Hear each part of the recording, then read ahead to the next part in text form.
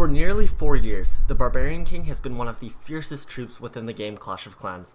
Alongside his queen, they are quite the power couple. But how did these two come to be? Today, I'm going to tell you the story of how the Barbarian became the Barbarian King. Let's start way back at the beginning, back in 2013. On January the 10th, 2013, it was just a regular day in the Clash village, where troops were going about their daily lives. Barbarians and hogs were having arm wrestles, archers having shooting contests, giants boxing, goblins stealing, and builders building. It was another average day in the village. Until two barbarians came across an abandoned balloon and decided to take it for a trip.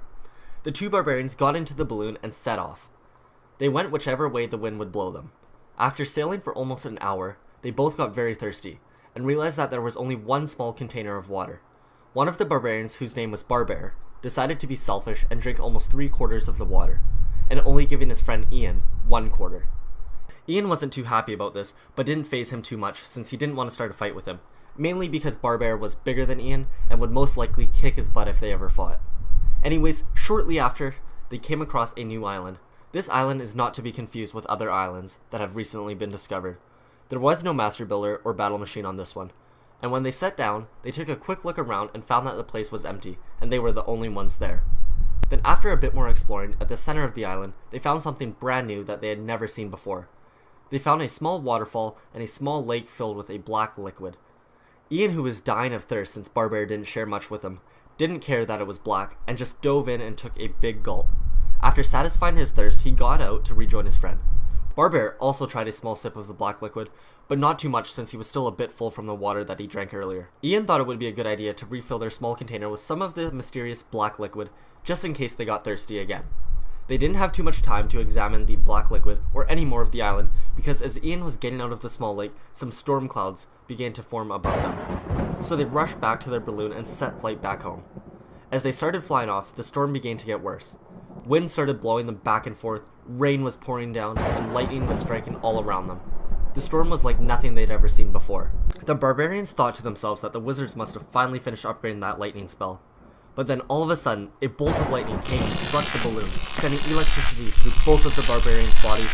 The jolt of electricity ended up sending Barbear overboard, and he fell into the ocean, badly injuring himself, unsure of whether or not he would be able to swim to shore. And then the electricity ended up knocking Ian unconscious, and he fell asleep. When Ian woke back up, he realized that the balloon had carried him all the way back home. He had to go tell everyone what happened. He grabbed his sword and the container of black liquid, and ran off towards the town hall. As he ran through the village, he got weird looks from everyone, but he ignored them. When he made it to the town hall, he began telling his story, but got cut off halfway through when the wizard asked him, "Who exactly are you?" Ian, who was extremely confused, told them, "It's me, Ian." Then he caught a glimpse of himself in a mirror. He looked nothing like he used to. He stood almost 3 feet taller and was as big as a giant. Not to mention, he outgrew his clothes and was standing in the middle of the town hall butt naked. After covering himself up, he told everyone what happened and showed them the black liquid. The wizard suggested that the lightning had a reaction with the black liquid and made him bigger and stronger, and that he should use his newfound powers to help the village within the next battle. The next day, they went into battle. It was an all-out attack using tons of each troop. All around him, barbarians were getting smashed left and right, but when he started being targeted, he didn't die. He was able to soak way more damage than any other barbarian. Then when the battle had ended, when all the troops turned back into elixir, he just stood there, waiting for himself to turn into elixir too. But he never did. So he decided to head back to the village. The wizard was shocked to see him again and figured that along with super strength and health, he was also immortal now. So as the days went on, he would go and fight more battles, and come back each and every time. He had won their village many battles, and to thank him for his contribution, they built him an altar, where he could regain his strength by sleeping there. Then one day, a builder discovered a black liquid supply underneath the village, and built a drill to help dig it all up. It was the same black liquid as the one Ian had drank before, and they decided to finally name this liquid. They decided to call it Dark Elixir. To thank Ian some more, they gave him some dark elixir, and Ian drank it all and then fell into a really deep slumber. He did not wake up for nearly a day, and when he finally did wake up, everyone noticed that he grew a little bit, and he felt a little bit stronger.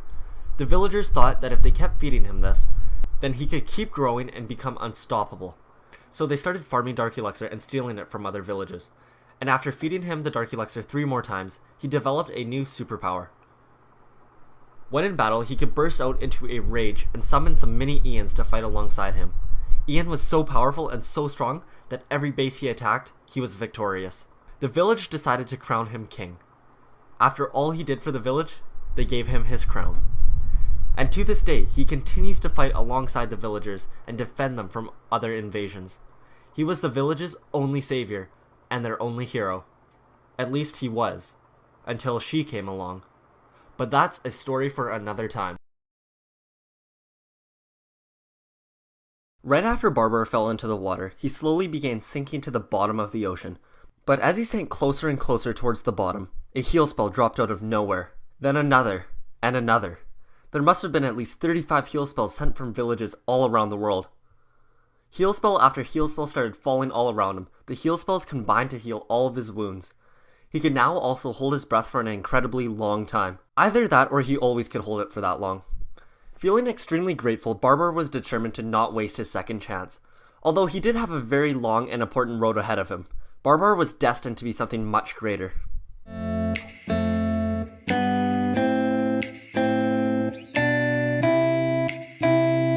Barbar's story was just getting started. As he regained his strength on the ocean's floor, he realized that he had dropped his sword when he was shocked by the lightning and fell from the balloon. So without his sword, he started heading towards the nearest land, which just so happened to be the one next to the one that he came from. Except it was the island right next to it. When he reached the island, he met an older looking fellow who called himself Jeff. When Barbar tried to respond, he realized that he couldn't. The lightning shock must have caused him to be unable to speak. This made him quite upset and angry, but he still tried his best to explain with gestures what had happened. Jeff seemed to understand what he meant, and Jeff explained his problems to Barbar. Jeff was getting old and weak, so was unable to do much physical activities, so he asked Barbar for his assistance. Barbar, not being able to speak, just shrugged yes and helped Jeff with all the heavy lifting and physical parts of his jobs. Time seemed to go by extremely quickly on this village for some reason, because in what felt like a few days, they were able to construct almost an entire mini village. With all of Jeff's amazing designs, you could consider him to be the master builder. If only he weren't so weak and old. As time progressed, Barbar ended up helping Jeff create his best creation yet. Together they created an exosuit for Jeff that they called the Battle Machine. The exosuit gave Jeff more strength and also had a feature where he could use lightning to give him more energy. Then once he got out of the suit, the lightning's energy would be inside of him, and he could continue building all on his own. So since the master builder could now support himself, Barbar thought it would be time to head back to his village. What felt like a few weeks to Barbar was in reality actually 4 years.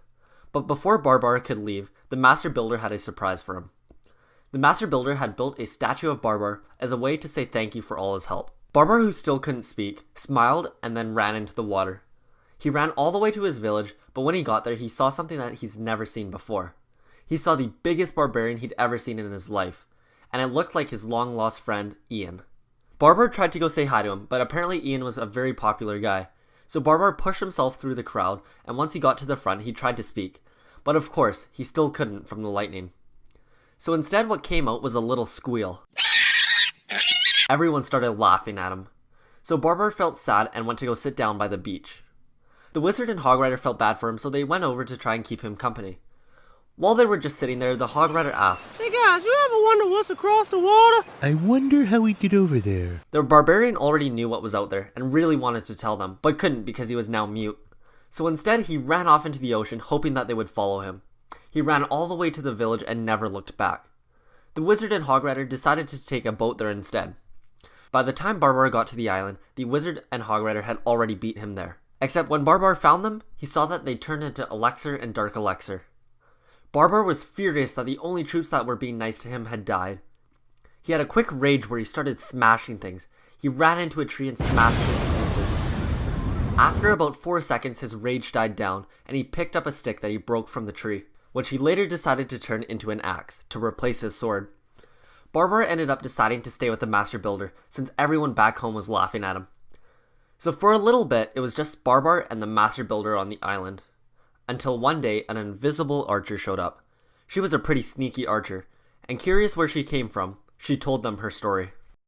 Not long after the mighty barbarian king had made his presence known in the village, he shared his story on how he became so big and powerful. The alchemists from the laboratory paid very close attention and wished to replicate this on other troops. So for months they performed tests on almost every single troop within the village. They would take 2 of each troop, feed one a lot of dark elixir, and then the other one just a few sips. Then they attempted to electrocute them to get the same reaction as that had happened with the barbarian king. Sadly, they had no success. Hundreds of innocent troops' lives have been lost in an attempt to create another super troop or hero. But don't get too angry about this, because it's not murder or anything like that.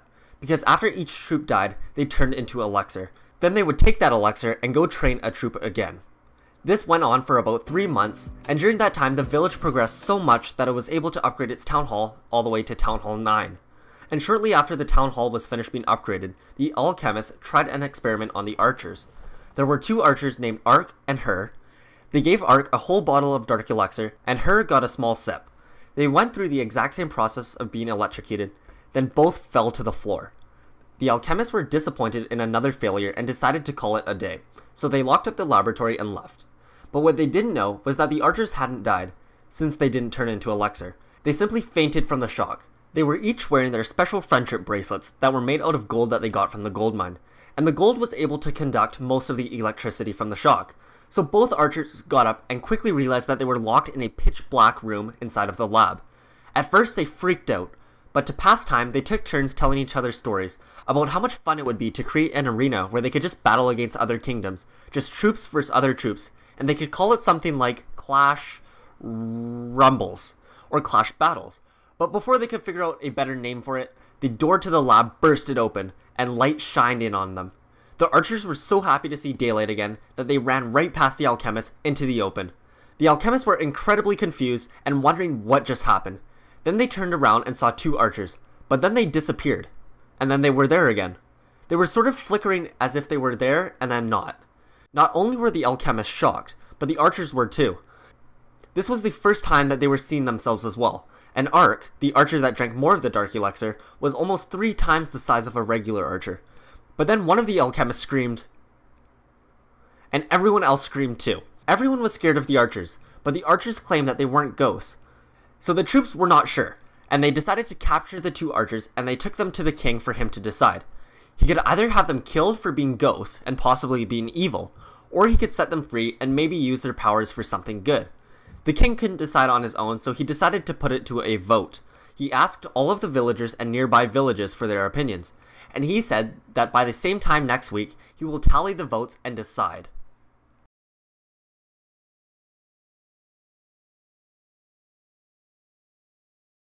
A week later, after counting all of the votes, it was determined that the archers would not be killed. They figured that ghosts really aren't that scary, especially considering that they have dragons, giant metal robots, and rock golems roaming all around the place. So even if they were ghosts, it wouldn't actually be that scary. Since they decided to let the archers live, they still wanted to figure out why they were sometimes turning invisible and sometimes not. So the alchemists took a look and realized that their experiment had actually worked. However, not in the way that they expected. It turns out that they had different abilities compared to the barbarian king, Ian. So since Ian was the only one who had been through this before, he wanted to help Ark and Her to master their abilities and teach them to use it properly.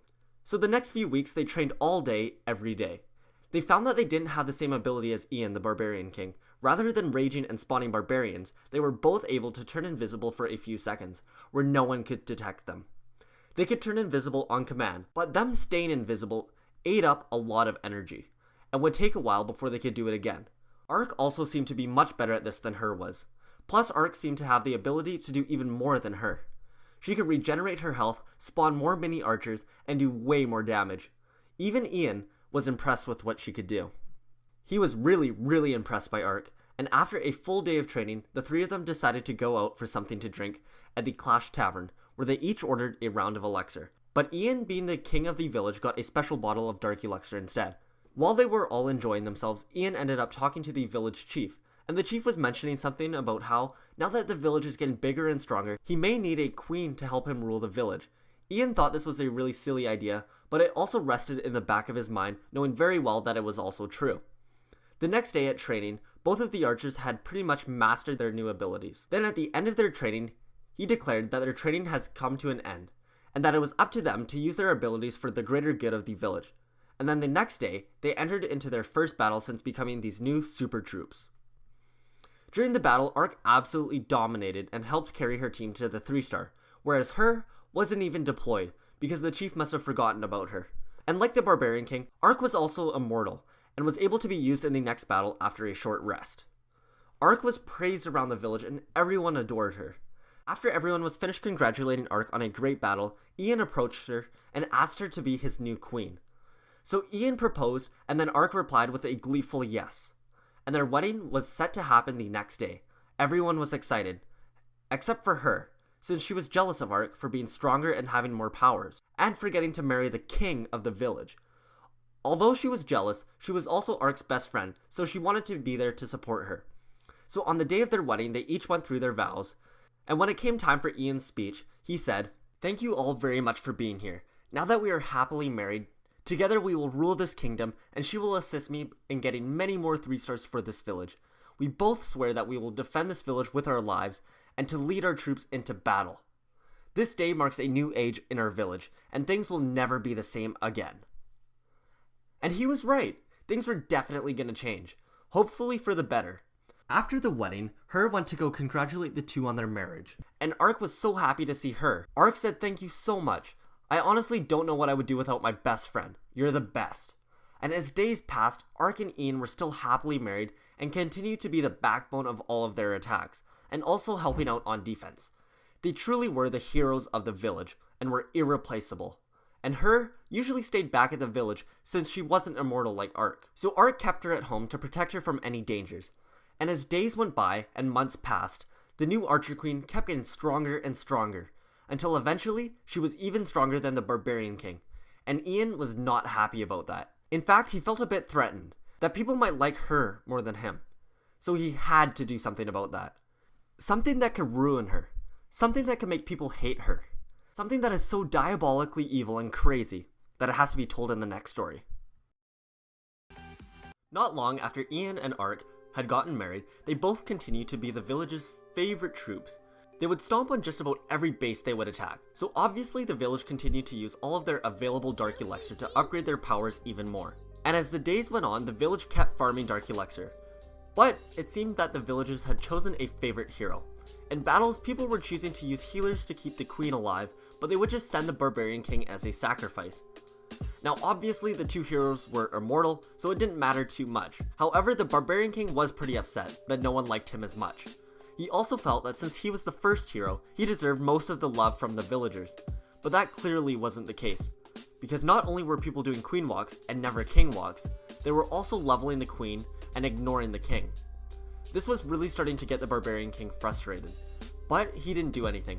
He just kept trying his best in battles and did his best to get through each day, living in the Archer Queen's shadow. But then one day, the entire village came bearing gifts for the royals, as a way to say thank you for all of their help in battles and on defense. So first they brought the king a new metal glove that can be used for extra protection in battle. Ian said his thank yous, and then they moved on to the Archer Queen's gift. They handed her a brand new creation. It was a miniature Expo variant created by the master builder himself. This mini Expo was the most powerful weapon in the village and could destroy most buildings in only a few hits. So the queen, who was ecstatic, said thank you and then went to go test it out. After seeing what the queen had gotten, Ian felt super betrayed that they would give her a super cool gift, but then he only got a new metal glove. He was also already feeling pretty down that everyone liked the queen more than him, but this was the last straw. He was sick and tired of being second to the queen, so he decided that it was time for him to do something. He knew that he couldn't do anything directly to the queen, since she was stronger than him, and besides, everyone would probably know this, so he had to think of something that could indirectly affect her, and then it hit him. He quickly got to work and took a quick visit to the alchemist. The wizards handed over a grey vial and told the king that this spell hasn't been released yet, we are still working on it, and we aren't sure of the side effects yet, but it's supposed to knock out whichever troop you use it on, and they shouldn't wake up for at least a week. We call it the sleep spell. So Ian grabbed the spell and also snagged a heal spell while he was at it, and then he did something sinister. He went to find the Archer Queen's best friend and then used the sleep potion on her. She instantly passed out and began snoring. He then picked her up and took her to the beach. There he saw a barbarian, hog rider, and wizard sitting down, talking about what they think was out beyond the horizon. That gave him an idea. He took the sleeping archer to a secret boat and put the archer down in the cabin area, and laid the heal spell down right next to her. And then he got out and pushed the boat out towards the hog rider and wizard. After that, they were never seen in the village again. The archer queen began freaking out that her best friend had disappeared, and it was really starting to affect her mental state. Some raids, she would be so distracted that she would start targeting walls, even when there was a really obvious building nearby. You could almost say that her new favorite target was the wall. People started getting really frustrated at her, so Ian felt like he had successfully achieved what he wanted. But back to the boat. There was a really bad storm that caused the boat to crash into a mysterious island. Unfortunately, the hog rider and wizard did not make it, but lucky for the archer, the heal spell bottle broke and healed her from her injuries, keeping her alive when the boat crashed. So when the sleep spell wore off, she got out of the broken boat and explored the mysterious island. And not after long, she found two individuals in what looked like a mini village. One was a barbarian holding an axe, and the other said that he called himself the Master Builder. Back on March 12th, 2013, things were a lot different in the Clash of Clans village. For one, there was a recent discovery of dark elixir, so the village had found a new way to create and clone these new flying troops called minions. And a lot of the villagers had high expectations on what this new, better version of elixir could do. They just couldn't wait to see what they could create next. So this is going to be the tale of how the hog rider met his hog. Here is the hog rider's story.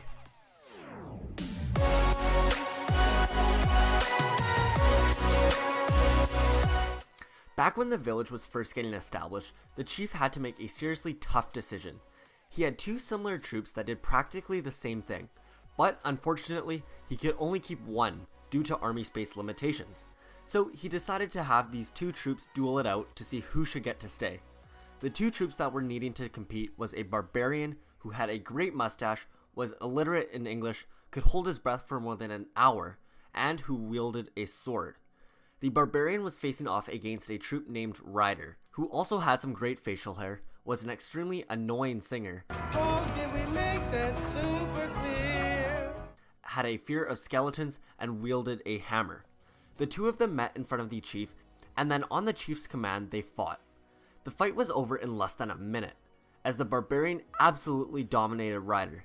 His hammer was no match for the barbarian's sword and muscles. Not to mention he also had the barbarian king teach him how to fight properly. So Ryder unfortunately lost and was not allowed into the village's army. Instead, he got stuck with all of the dirty work such as preparing all the meals for the armies and cleaning up other troops' messes. His job sucked. But he got to work immediately and went over to the campfire to start preparing the next meal.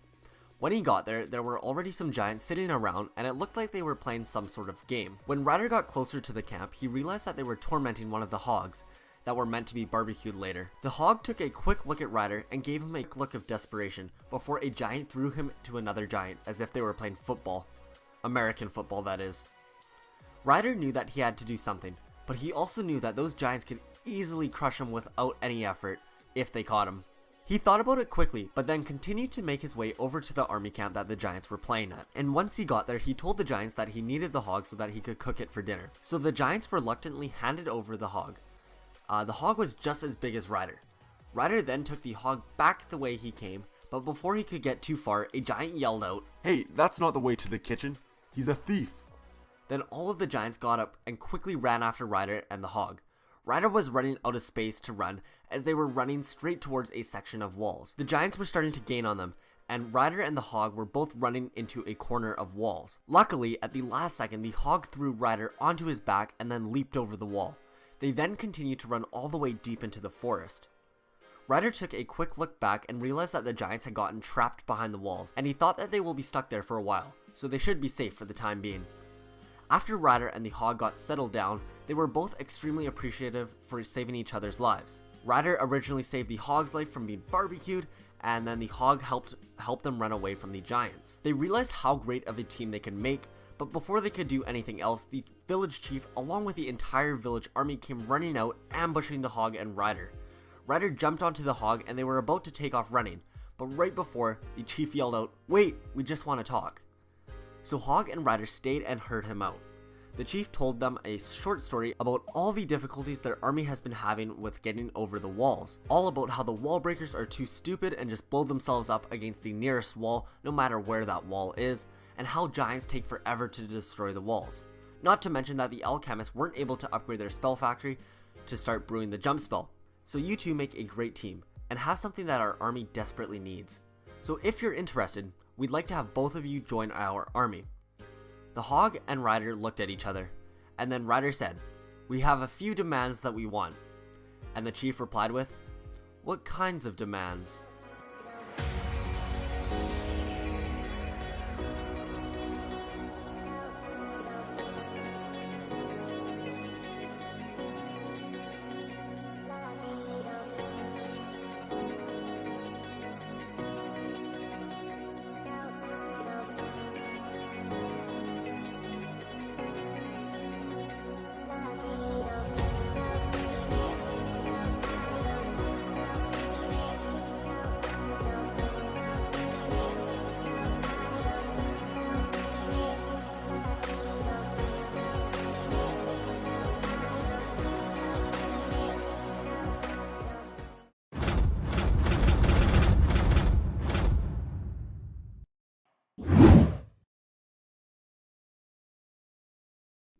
The healer is one of the 10 original troops that were in Clash of Clans when it was very first released to the world. She is a strong support troop at the mid-tier town halls like Town Hall 7 and Town Hall 8, where she is great at helping keep alive giants for much longer. Then once moved on to Town Hall 9 and above, she is most known for her role that she plays in Queen Walk attacks, where they stick to her like glue and do their best to ensure that she doesn't die. The healer is likely the most unique troop in all of Clash of Clans, as she is the only support troop in the village. She does no damage, and by herself she is useless. However, add her to most armies, and she can change the entire outcome of the battle. Being a support troop, she is often forgotten or not given enough credit, but in today's story, we're going to give her the spotlight, and I'll tell you my version of how the healer came into the world of Clash.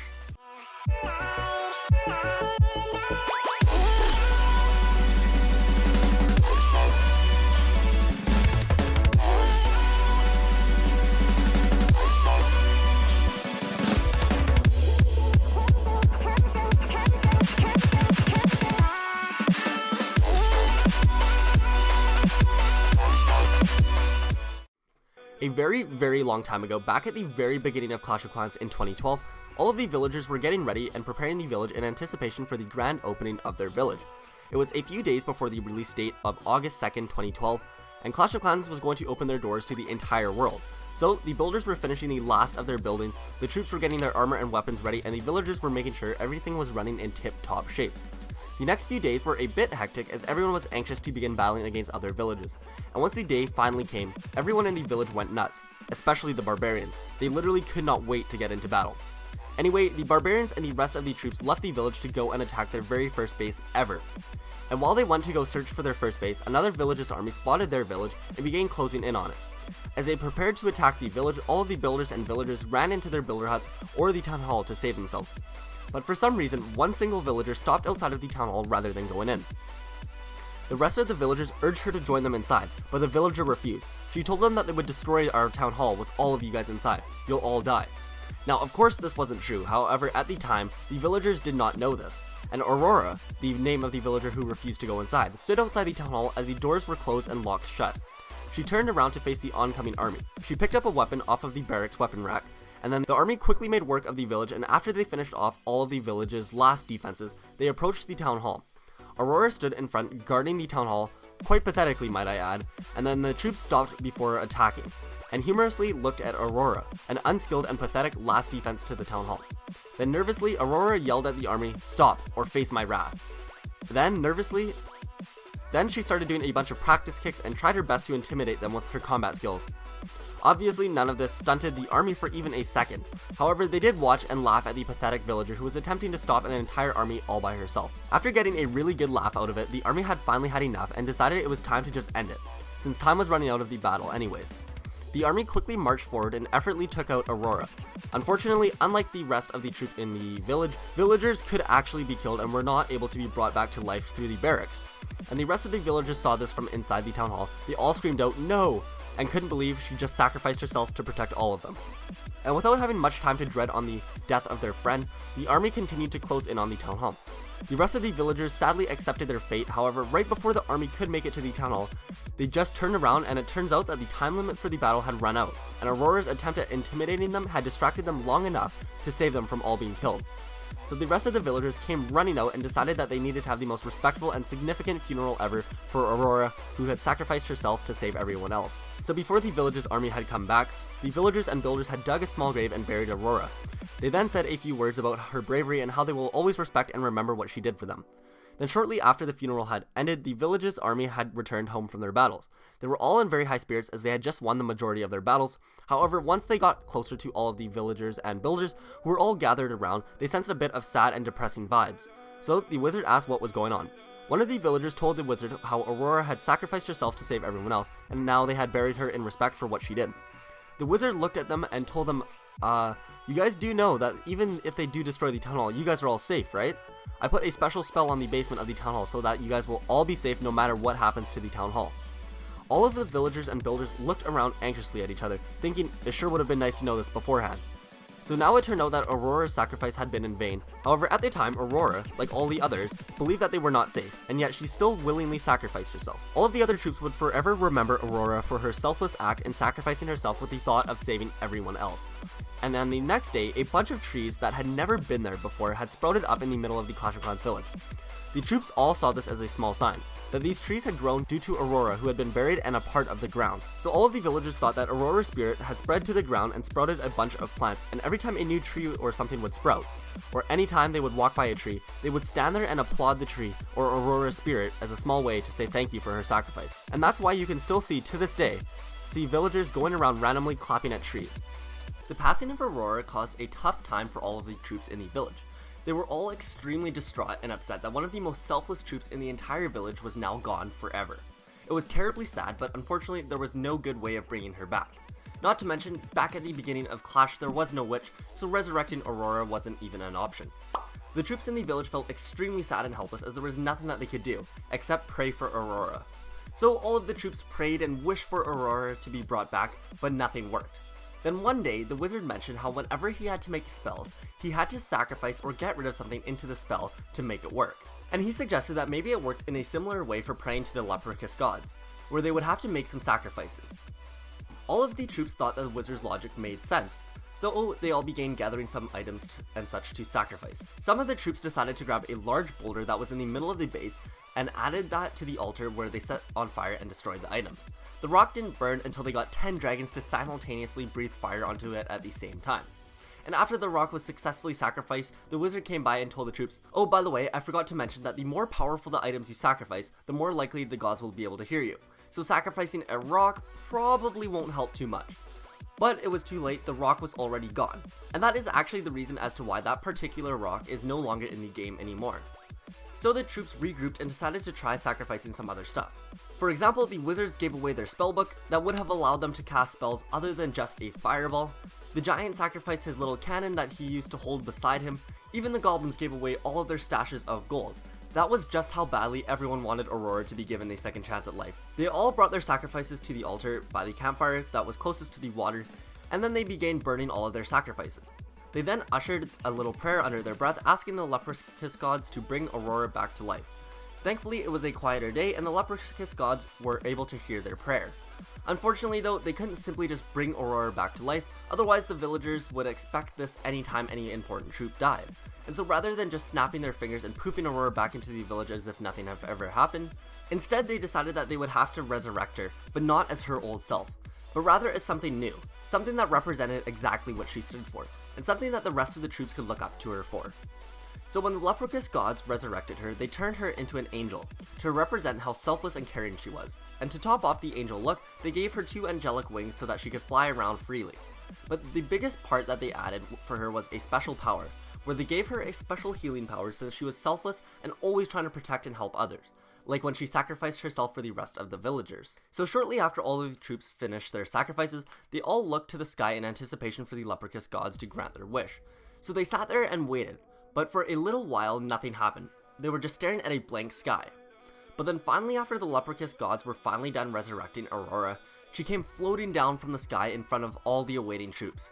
Aurora greeted the rest of the troops as they all stood there with their mouths hung open, not believing that this actually worked. Aurora was welcomed back into the Clash of Clans village with open arms and was almost praised as a hero. And no more was she just a regular old villager. After showing her bravery in battle, the village chief asked her if she would like to join the army, but not to fight, but instead to use her new healing powers to help keep her fellow troops alive. Aurora agreed to help. She figured now that she has all these amazing abilities, she may as well use them for the good of the army. So she ended up joining the army, where she would shoot her magical beams of healing towards her friendly troops. She was obviously beloved by all and everyone's favorite to have in the army camp with them. And then not only was she loved in attacks, but she was also helpful back at the village, where she would use her abilities to help the wizard make some heal spells, so that when she wasn't able to be in the attack with the army, they would still be able to use some of her healing abilities. And not only did she help the wizard make heal spells, but also she acted as the village doctor, where she would treat all of the troops' injuries, big or small, whenever they needed them. And things went on like this for a very long time, where the healer was the backbone of many attacks, whether it be keeping big groups of troops alive or keeping the most valuable hero, the Archer Queen, alive during battles. And that there is the story on how the healer was brought into the world of Clash. One of the first ever troops in Clash of Clans and the newest troop added into the Clash Royale arenas is the Wallbreaker, a single skeleton who seems way too overly attached to its bomb. So how was this OG troop brought into the world of Clash, and how did he end up making it to the Clash Royale arenas? Here is the Clash of Clans and Clash Royale crossover story on the Wallbreaker's origin story.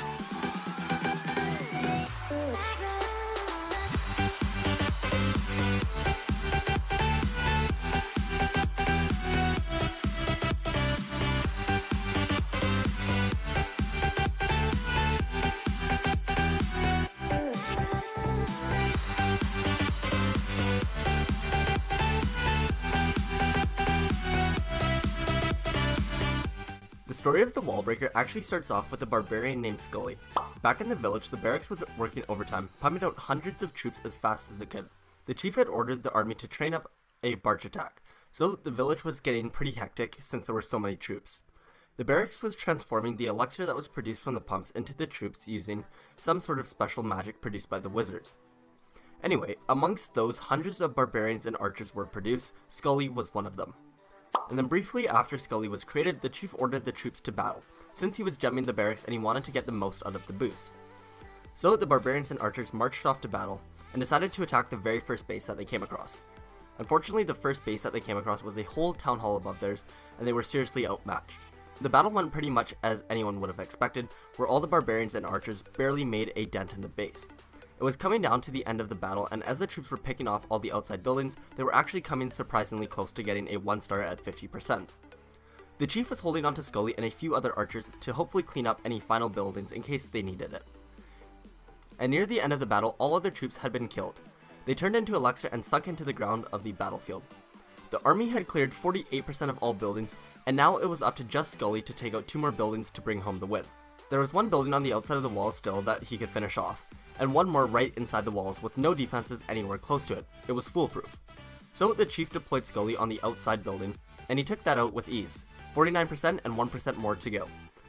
Then Scully made his way to the other defense, but instead of running around the walls to the opening, he decided to try and destroy the wall instead. It was a dumb mistake and a costly one too, because right beside the wall was a bomb. Scully wound up getting stuck on that wall for so long that it gave the bomb enough time to charge up and explode on him before he could get to that last building. Scully's stupid mistake of attacking that wall instead of going around costed him his life and the village the win. Scully evaporated into elixir immediately and then sunk into the ground. And the next day, the witch came by and raised the fallen troops as she usually does, and they rose out of the ground as skeletons. But there was one troop that stuck out amongst the rest. That skeleton was Scully, because he was carrying a bomb with him as well.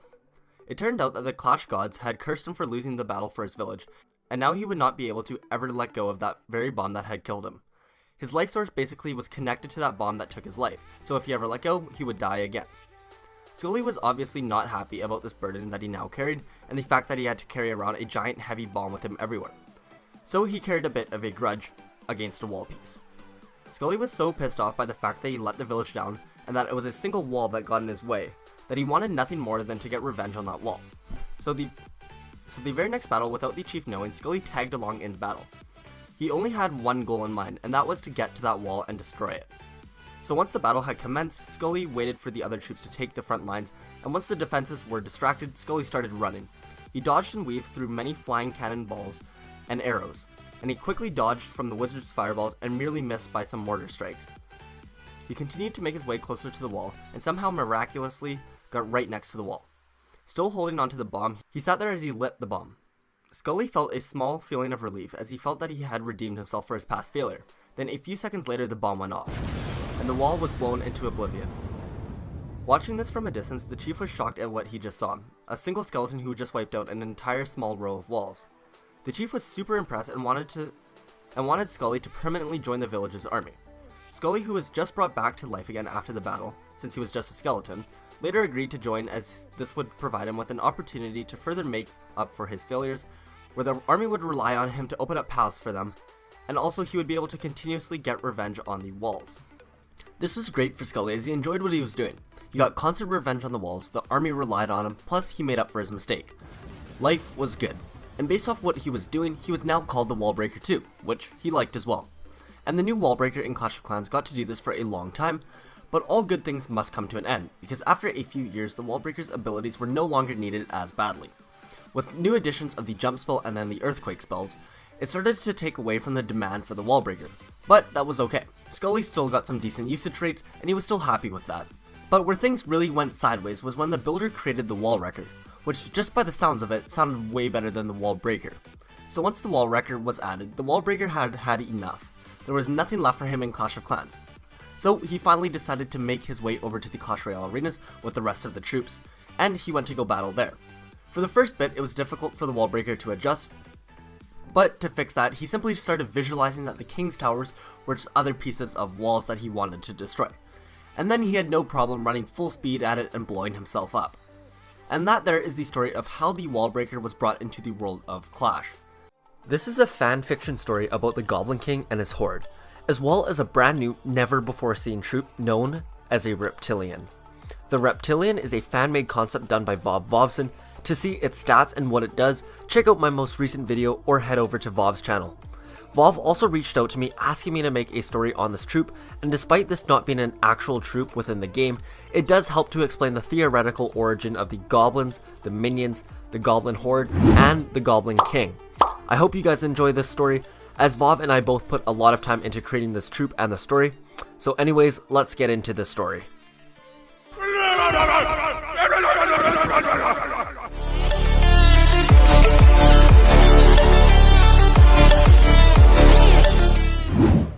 Since the beginning of Clash of Clans, there has been a group of goblins living peacefully in the forest close to the village.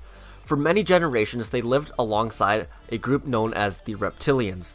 Together, they made a pretty good team, since the Reptilians were skilled hunters, and the goblins were extremely good at gathering edible plants. They were an ideal hunter-gatherer tribe.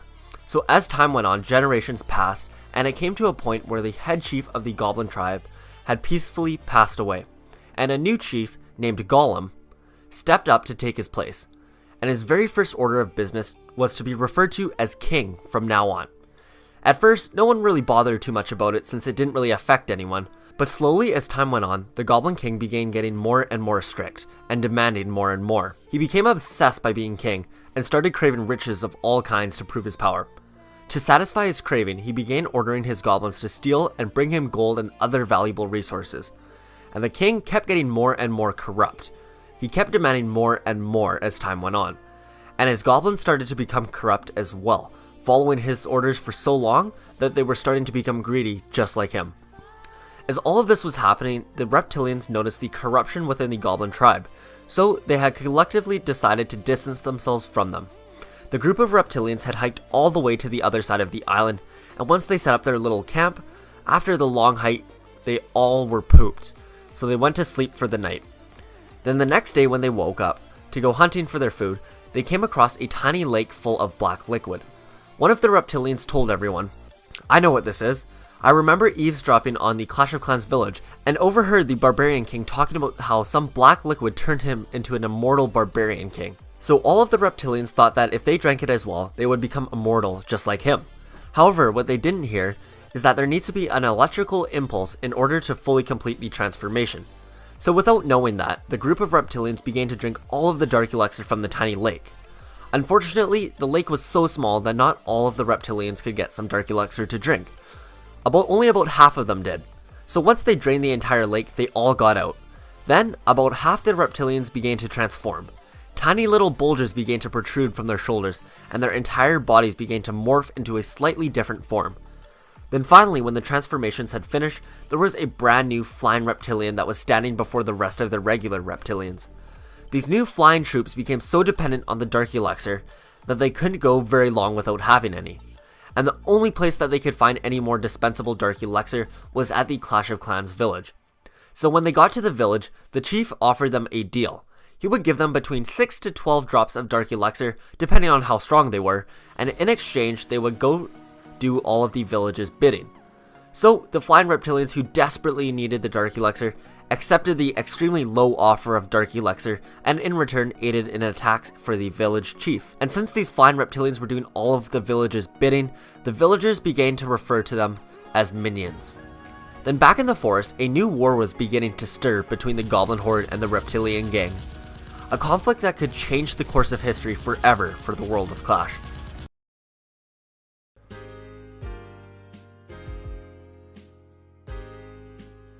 After half of the reptilians had turned into minions and left to join the village, the rest of them were forced to go back to their original camp with the goblin horde, since there wasn't enough resources and supplies in their new area. During that time, a group of goblins had escaped the Goblin King's wrath and gone to the village looking for work. The village chief took them in exchange for their help in battles. When the reptilians got back to the goblin camp, they noticed that there were no goblins there anymore. Their campfire was still going though, and their pile of treasure was still there as well. They figured that the goblins were just out gathering more resources or something like that. But shortly after, the group of goblins came back with loads of golden gems. While they were away, they had gone and raided the Clash of Clans village, but the attack that they sent on the village was merely a diversion for their real heist. While the village and chief were busy defending the attack, the rest of the goblins raided the village and stole most of their gold and over 2,000 gems. Now normally when starting a new game, you get 500 gems for free at the start, but originally it was supposed to be 2,500 gems, but thanks to the goblin horde, they stole all of that away from us. When the reptilian found out about this, they were just as angered as the villagers, so angry that they confronted the Goblin King and insisted that they return all of his stolen resources. But being the greedy Goblin King that he was, he ordered his goblin army to get rid of the reptilians. The goblins pushed the reptilians away and forced them to retreat. So the next day, the reptilians regrouped and declared war against the goblins. And for quite some time, the goblins and reptilians were so caught up in their fight that the goblins were not able to raid the village anymore. The reptilians were in a way protecting the village from them. And as time went on, the fight was still going on strong. The goblins, who outnumbered the reptilians, were starting to take control of the war and were days away from beating the reptilians. But luckily, the Clash of Clans village was progressing very quickly and was already a max Town Hall 6, ready to upgrade to Town Hall 7. And a few days later, after the completion of the Town Hall upgrade, the goblins finally forced the reptilians to retreat. They escaped to the village and confronted the village chief. They explained to him everything that was happening, how they were defending the village from the goblins, and then to this, the king was very grateful and was determined to repay the reptilians for their deed. So in return, he did his absolute best to wipe out the goblins by taking out their bases one by one and stealing back some of their precious resources. Until one day, they finally made it to the Goblin King's hideout, where they successfully crushed his base and took him out for good. As for the reptilians, as a way of repaying them and saying thank you, he offered them a place in his village and was offered to fight alongside the rest of their army for a small price of regular elixir. The reptilians gladly accepted his offer and then continued to fight for the village. And perhaps if you want the more realistic story, since these troops are not actually in the game, you could just pretend that the reptilians just went back into the jungle or forest to live their everyday normal lives. Whichever story ending you would prefer, just go ahead and choose that one. July 29th, 2013. It was another regular day in the Clash of Clans village. Troops were just coming back from a hard day of training and battling, and were heading to the village bar. The bar was run by a group of wizards who were also the village alchemists. As the troops started to pour into the bar, a witch came in behind everyone else, and she seemed to be dragging herself through the door. She sat down in the nearest seat, and then one of the wizards came over to see what she wanted to drink. She replied with, "I'll have the same as always." So the wizard went to go fetch some dark elixir. When he got back, the witch looked even more upset than before, so naturally he asked her what the matter was. She told him, that she was having a really hard time fitting in with the rest of the army. They were all super strong like the barbarians, or tanky like the giant, or talented like the wizards, or they have some super special feature like the healer. But there was nothing special about her. She could hardly do any damage, and she didn't have a lot of health either, and she had no special ability as well. The wizard looked at her and then told her to wait here for 1 second. He grabbed her drink of dark elixir and then ran off to the laboratory to grab the rage spell, so that the witch can become bigger, better, faster, and stronger. When the wizard got to the laboratory, he grabbed what he thought was the rage spell and poured it into the witch's dark elixir drink. What he didn't know is that he accidentally grabbed the wrong potion. Without paying too much attention, he grabbed the skeleton spell by accident and mixed it with the witch's drink. So without knowing, he brought the drink back to the witch and she drank it all in one big gulp. Immediately, she felt the spell taking effect. She could feel some new superpower inside of her, and she stood up and raised her staff, and then from the floor emerged 5 skeletons. After this, the witch quickly became one of the coolest troops in the game. She was the only troop at the time that could spawn other troops to fight for her, and a lot of people might have thought that she was the most powerful troop in the game. But that's only because they haven't met her sister yet, the Night Witch. Want to see how the Night Witch came into the world of Clash? Check out Adobo Flash to see the second part of the story and find out how the Night Witch was created. Many years later, when the witch had gone over to the Clash Royale arena when it first opened, she began dueling against all sorts of other troops. She fought against barbarians, minions, and even baby dragons. This was also her first time witnessing all of these different spells in action that the wizards had created. There were fireballs smashing troops, lightning spells frying troops, and huge rockets that crushed just about any troop it could reach. The witch wasn't very powerful in the arena, compared to where she dominated back in the Clash of Clans village. However, she was still a solid troop. Her attack did hardly any damage, and her skeletons were incredibly fragile and died to literally almost anything. So most of the time, players wouldn't even bother bringing her with them into battle. However, one game, a new king who was still very new to the Clash Royale arena decided to bring the witch into battle. During the battle, he was getting absolutely destroyed since his army sort of sucked, and he didn't know what they were doing. And out of rage, the king played every single card he had. So he played the witch and then some bats, and then he spammed every single spell card that he had right on top of her. He dropped a clone, a rage, a zap, and finally a heal spell. This overload of spells started to make the ground smoke, and then both kings were shocked to see some sort of transformation happening through the smoke. The smoke was taking a while to go away, so the king dropped a tornado spell to blow the smoke away. And once the smoke went away, the king saw that the bats had disappeared. But when they looked more closely, they noticed that they didn't actually disappear. They had just merged with the witch. Now, a whole new troop was standing in front of them, the witch combined with the bats. They decided to call her the Night Witch.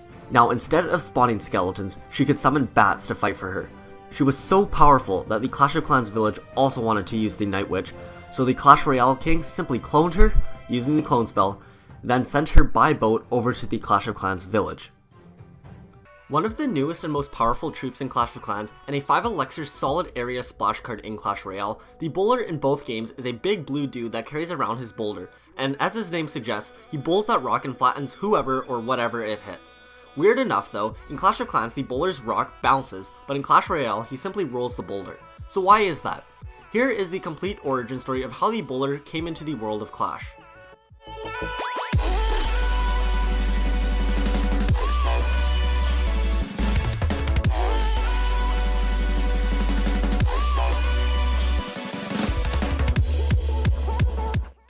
Back on March 21st, 2016, in the Clash of Clans village, one of the giant's long-lost cousins showed up on the shores next to the Clash of Clans village. Like the giant, this guy was a big and strong-looking dude, and wore only a tiny cloth. But despite their similarities, there was one massive difference. He was bright blue. But when this new big blue guy arrived at the village, he claimed that he was from a nearby island, and his tribe lent him this boat to travel the seas in search of their other ancestors. Which he then said that he thinks he finally found them as he looked straight at the giants. The boat that he used to get there was then stored by the village chief and would be saved and wouldn't be used again until the wizard and hog rider would take it a year later in search of the builder base. So anyway, as the new blue troop was getting settled into his new village, he often hung out a lot with the giants. And something that the new blue troop wasn't expecting when he came to the new village was to be one of the smaller and weaker troops there, since back home he was the biggest, strongest, and fastest at everything, but now standing next to the giants that simply was not the case. And in a competitive spirit, the big blue guy wanted to figure out something that he was better than the giants at. And coincidentally enough, there was a new character who had just come to the village as well, the bearded Strongman, who many of you guys may now know as the clan games guy. However, back in 2016, he was still testing out and experimenting with the clan games, and as a great opportunity for the clan games guy, he offered to host a mini clan games between the bowler and giant to see who was better, and if the blue guy could even beat the giant in any event. So for the first challenge was a simple race, and the giant won by a long shot, despite some questionable spells being used, but nonetheless the giant was awarded the win. Next was a strength contest, where both troops went up against a cannon, and effortlessly again the giant won. And this went on and on and on, where the giant kept whooping the blue guy's butt in every event, until finally the final event came up. It was a shot put contest. And since the two troops that were competing were absolutely massive, they had to use large rocks rather than small shot put balls. So the giant went first and tried to pick up one of the large boulders laying around on the village. However, once he tried to pick it up, he just couldn't get it out of the ground. It was way too heavy. So finally having a chance to win an event, the bowler went over to one of the stranger looking boulders and picked it up with ease. This boulder was one of the rare ones that could only be found in the early days of Clash, and the boulder was made from something completely different, and was actually incredibly light, at least by giant standards. So the big blue guy picked it up and gave it a toss, and instead of just landing, the boulder actually bounced before coming to a stop. And not only was the boulder really light, but it was also super bouncy, thanks to whatever elements or magic made up the rock. So the bowler won that event by a mile and finally found something that he had done better than the giant. So he decided to stick with it and become the best rock thrower the village had ever seen, since it was the only thing he was better than the giants at. And so he did. He even got a special rock carved out to be a perfect sphere with 3 finger holes. And a lot of the villagers noticed that with him throwing the boulder around like he does, he kind of looked like he was bowling. So naturally, they decided to call him the bowler. But then a few months later, on April 7th, 2016, the bowler made his first appearance in the Clash Royale arena, except for some reason there weren't enough special boulders to take with him to the arena. So instead he had to settle for a regular boulder. He could still throw this boulder well enough, however it was so much heavier that he had to throw it with 2 hands, and instead of throwing it, he more so rolled it along the ground, since it didn't bounce like the other boulder used to. And that there is the story on how the bowler came into the world of Clash of Clans and Clash Royale.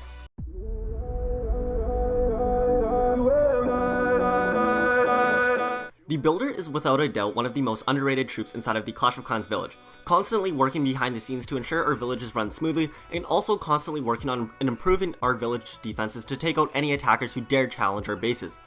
By adding fire to our cannons or extra wattage to our Teslas, or just hotter flames to our Inferno towers, the builder has always found a way to step up his game and make the defenses just that much more powerful. He's been able to improve each building somehow every time he upgrades it, usually by adding extra damage, or for other buildings it unlocks something new. However, there is this one building that whenever he upgrades it, nothing is added to it other than a new look. From an orange town hall to a black town hall, all the way to a red one and a whitish one. Nothing changes about the town hall except for the color and look. Other than the looks, the town hall acts the exact same. At least, until now. Now the town hall has a built-in super weapon that gets better and better as you add stars to it. So what happened to change the builder's mind on his way of upgrading the town hall? Here is the story on the builder's new secret weapon.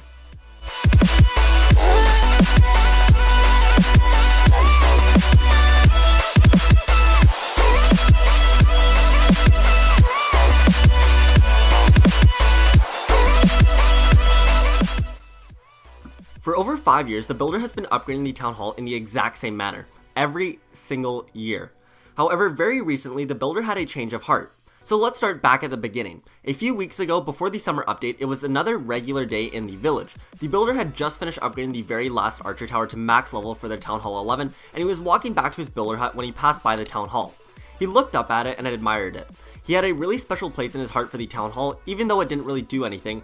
It was the heart of the village and also the builder's prized possession. It was the very first building the builder had ever created in his life, and for that reason it was also his favorite and most important building. Anyway, as he continued to his builder hut, an incoming army had begun their attack on the village, so the builder had rushed over to his builder hut to hide from the attack. And from his builder hut he sat and watched the attack unfold. He watched as the village was torn to ruins by a powerful army, and all that was left standing was his precious town hall. And then he had to watch as the defenseless town hall was decimated by the rest of the army. Once the army collected their loot and left, the builder emerged from his builder hut and walked over to the town hall. He searched through the rubble and looked extremely upset about what had just happened. Even though the village getting 3-starred was nothing new to the village, it was still very painful to the builder to watch his prized building get destroyed like that. And as he was thinking that, he also thought back to a few years ago, back when the village would purposely leave the town hall outside of the walls for something called farming. It was as if the village didn't share the same view of importance that the town hall held. It just seemed like they didn't care. But anyway, he didn't let it bother him too much and he moved on. The village naturally repaired itself as it always does, and then the builder noticed the master builder's towboat on the beach. The master builder was just getting off to start an upgrade on the new geared up multi-mortar. And the master builder walked right past the builder and then began working on his new multi-mortar upgrade. The builder saw the towboat as an opportunity to visit the brand new island known as the builder's base. The builder had never been there before since he had always been stuck in the regular village, but since he no longer had any upgrades left to do, he decided what the heck and went for it. Plus, he doubted anyone would notice anyway since they were all occupied with their own things. So, he took the boat all the way to the other village, and once he got there, he saw some incredible new buildings that he had never seen before. But above all, he noticed this giant pyramid-shaped defense that was apparently called the Mega Tesla. The builder loved the design and its abilities so much that he wanted to take it back to the village with him. So he quickly mapped out in his head how to recreate the Mega Tesla, and then he rushed back to the village before the master builder could finish his mortar gear up. As soon as the builder got back, he quickly got to work trying to create the prototype for his version of the Mega Tesla. Unfortunately though, once he did create the Mega Tesla, there was absolutely no room on the village where he could fit it. There was already way too many buildings on the available area. But then the builder thought back to what he had noticed earlier that day, where the town hall was left completely defenseless against an army. And then he looked over at the master builder working on the mortar gear up, and then it hit him all at once. He would create the very first ever town hall gear up. So during the next 15 days, the builder was hard at work trying to find a way to cram the entirety of the Mega Tesla into the town hall. Eventually he was able to, and he was even able to add the hidden Tesla effect, where it is hidden until an enemy comes close enough and attacks it. And to avoid any copycat claims from the master builder, he decided to name his new town hall defense the Giga Tesla instead of the Mega Tesla. And as happy as the new builder was with his geared up town hall, he wasn't quite satisfied yet. He then continued to evolve the town hall and add extra add-ons to it. Each time he added something, the new town hall defense got better and better, and about 4 upgrades in, he remembered something else he had seen on the builder's base. He recalled overseeing the Super P.E.K.K.A in action, where when he died, he exploded into a mini supernova. And he thought to himself if he would be able to incorporate something that powerful into the town hall as well. And then he thought that of course he could do that, it's pretty much the same thing as the bomb tower. So as the ultimate geared up defense in the entire 2 villages, he combined the power of the town hall with the Tesla, the Mega Tesla, the bomb tower, and creating the builder's ultimate secret weapon known as Town Hall 12.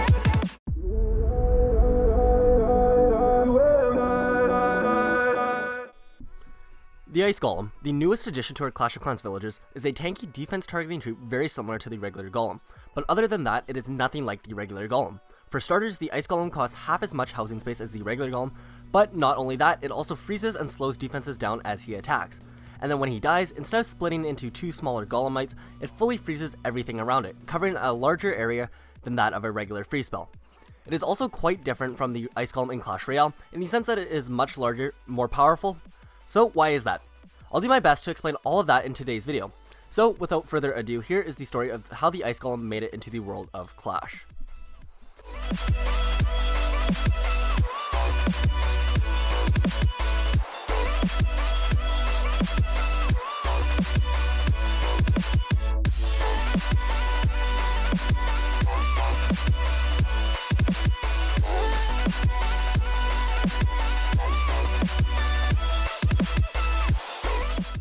It was the beginning of winter, snow was beginning to fall in the Clash of Clans villages, and villages were starting to get a bit busier thanks to the all new upgrades and content in the village.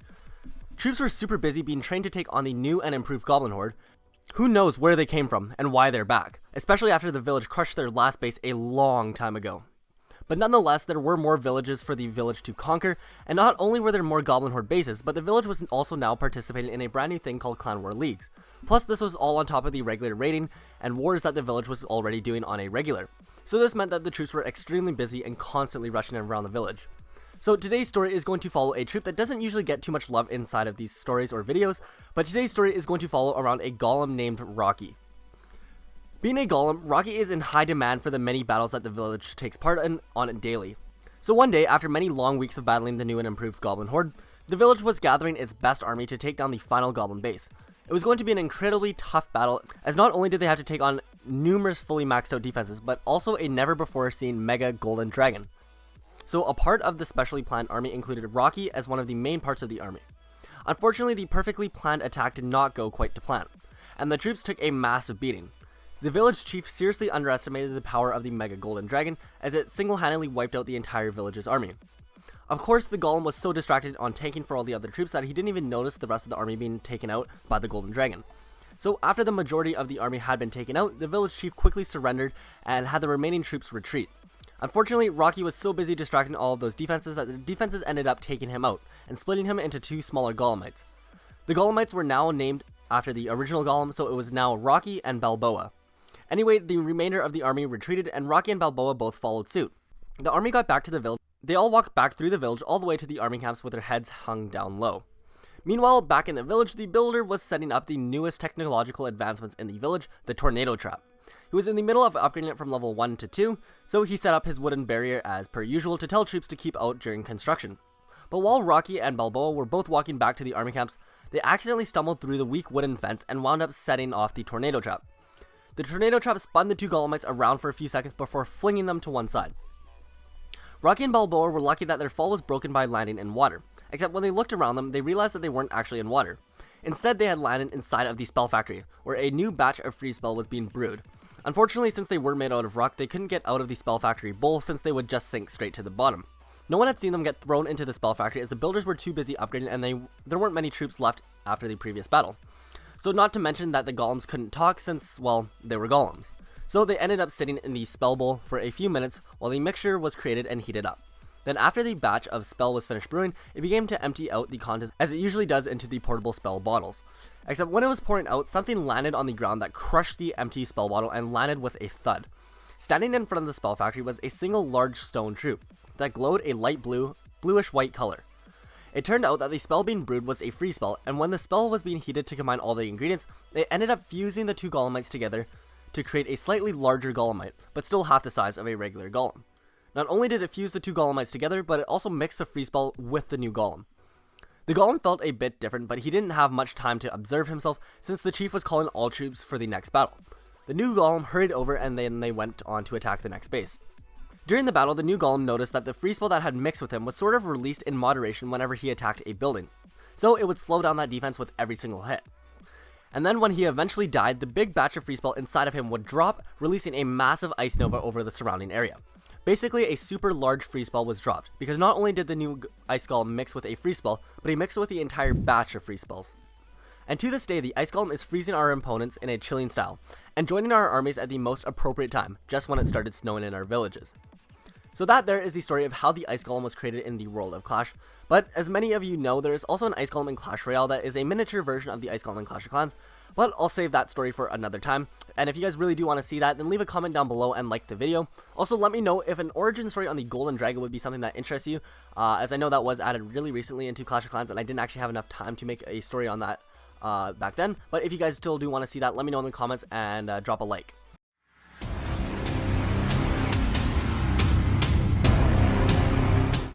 Clash of Clans is nearly 5 years old, and since then, many mysteries have already been uncovered, like the story of how the Barbarian and Archer became the Barbarian King and the Archer Queen, how the Builder ended up in Clash Royale, and what happened to the Wizard and Hog Rider after they set sail for a new island. But there is another mystery still yet to be uncovered. That is, until now. Today we will take a look at the origin of the Builders, as well as how the P.E.K.K.A was created.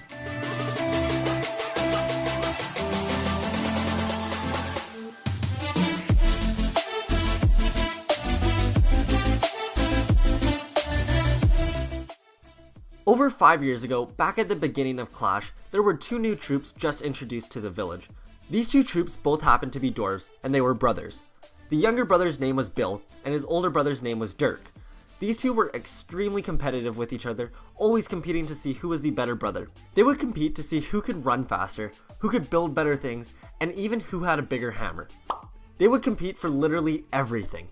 Anyways, during their first day in the village chief was asking to see what they could do in battle. So they were both sent into battle, where there were barbarians, balloons, dragons, goblins, and archers all fighting around them.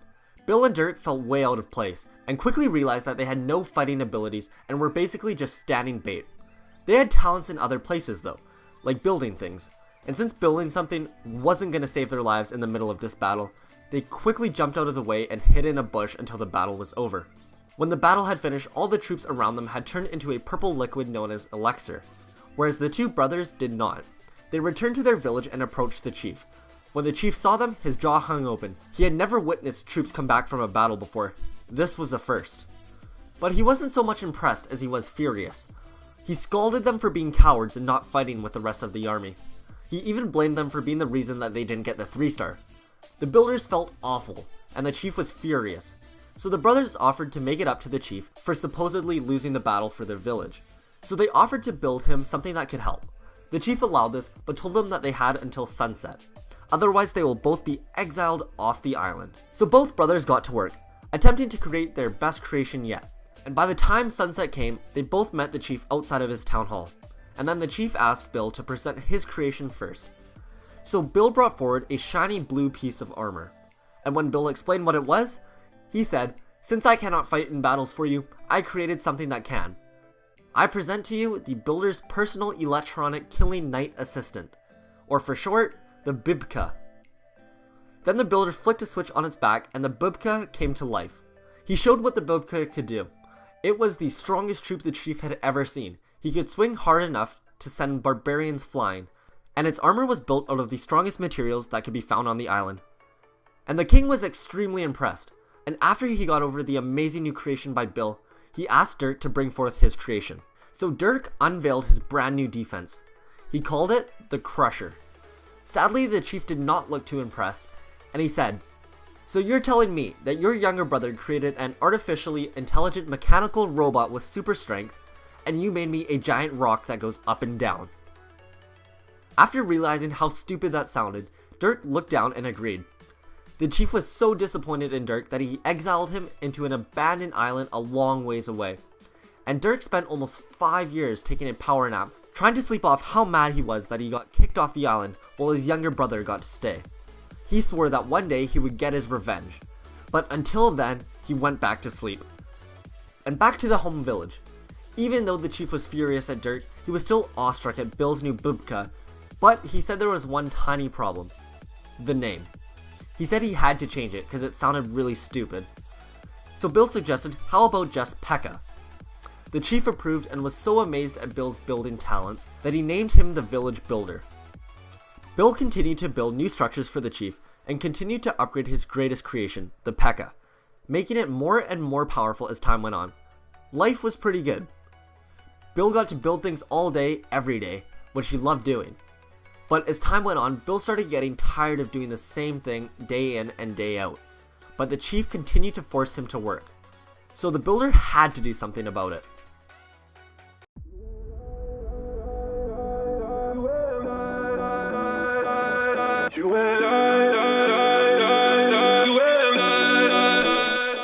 Last episode, we found out about the origin of the builders and how the original Pekka was created. But there are still 2 more versions of the Pekka that are still unanswered for. So this is going to be the story of how the mini Pekka and super Pekka were brought into this world of Clash.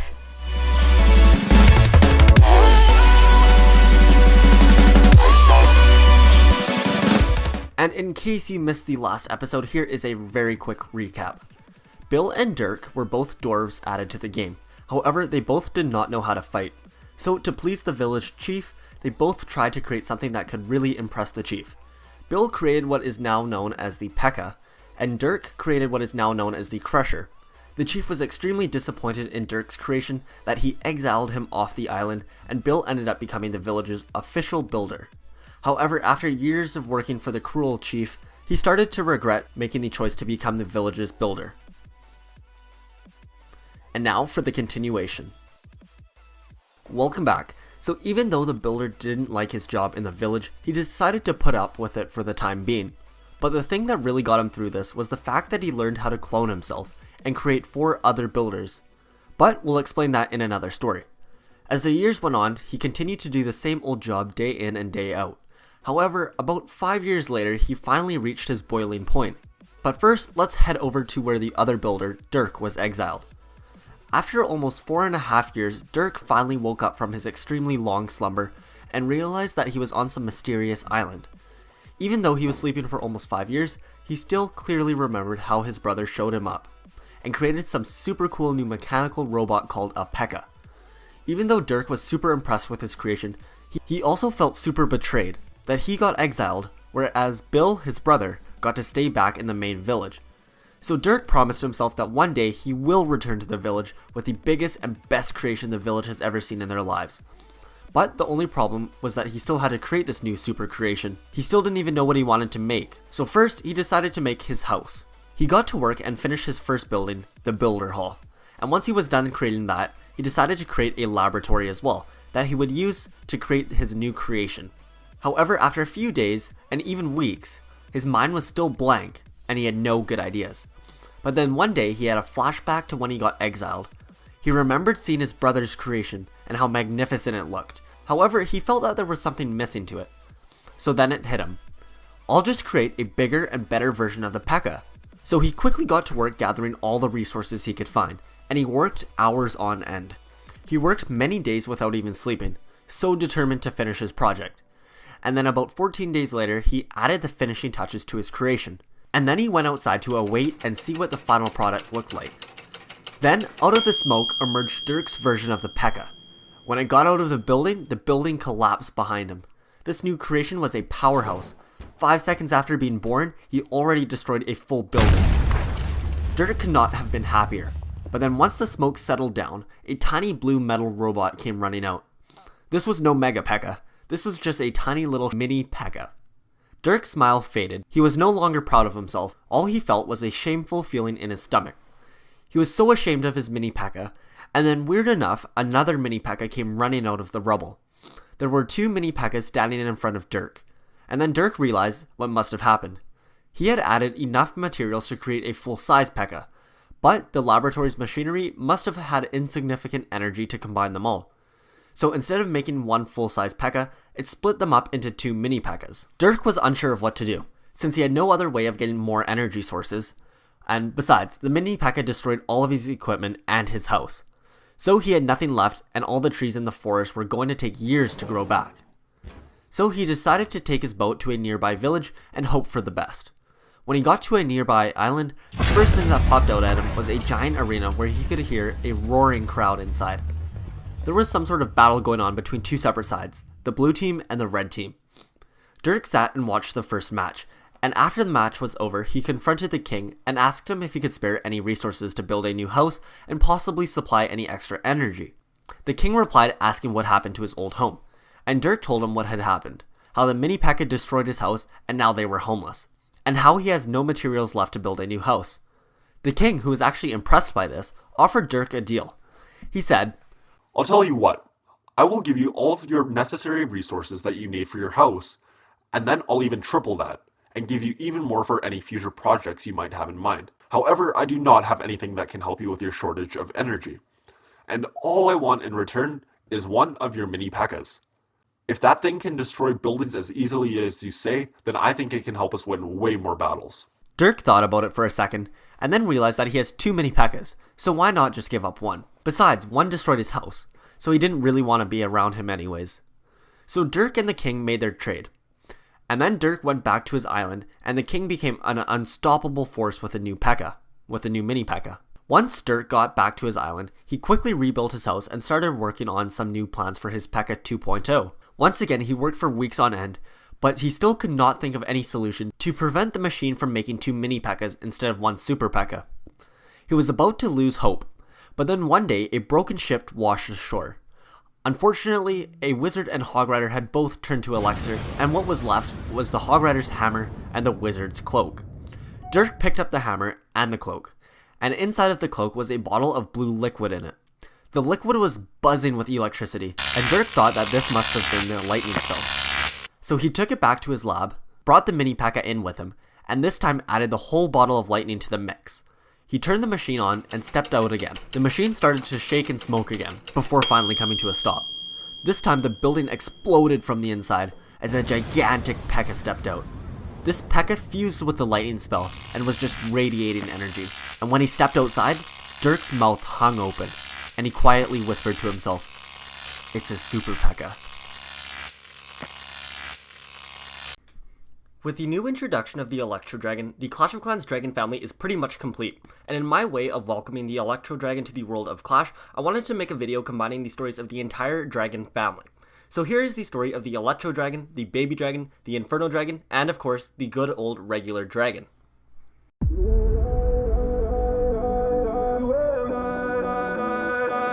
Back on August 2nd, 2012, the flying beast known as the Dragon was released into the game of Clash of Clans, along with the other 9 original troops. In later years, the Dragon went on to have some other troop counterparts like the Inferno Dragon and the Baby Dragon. But in today's video, I'm going to tell you my Dragon's origin story.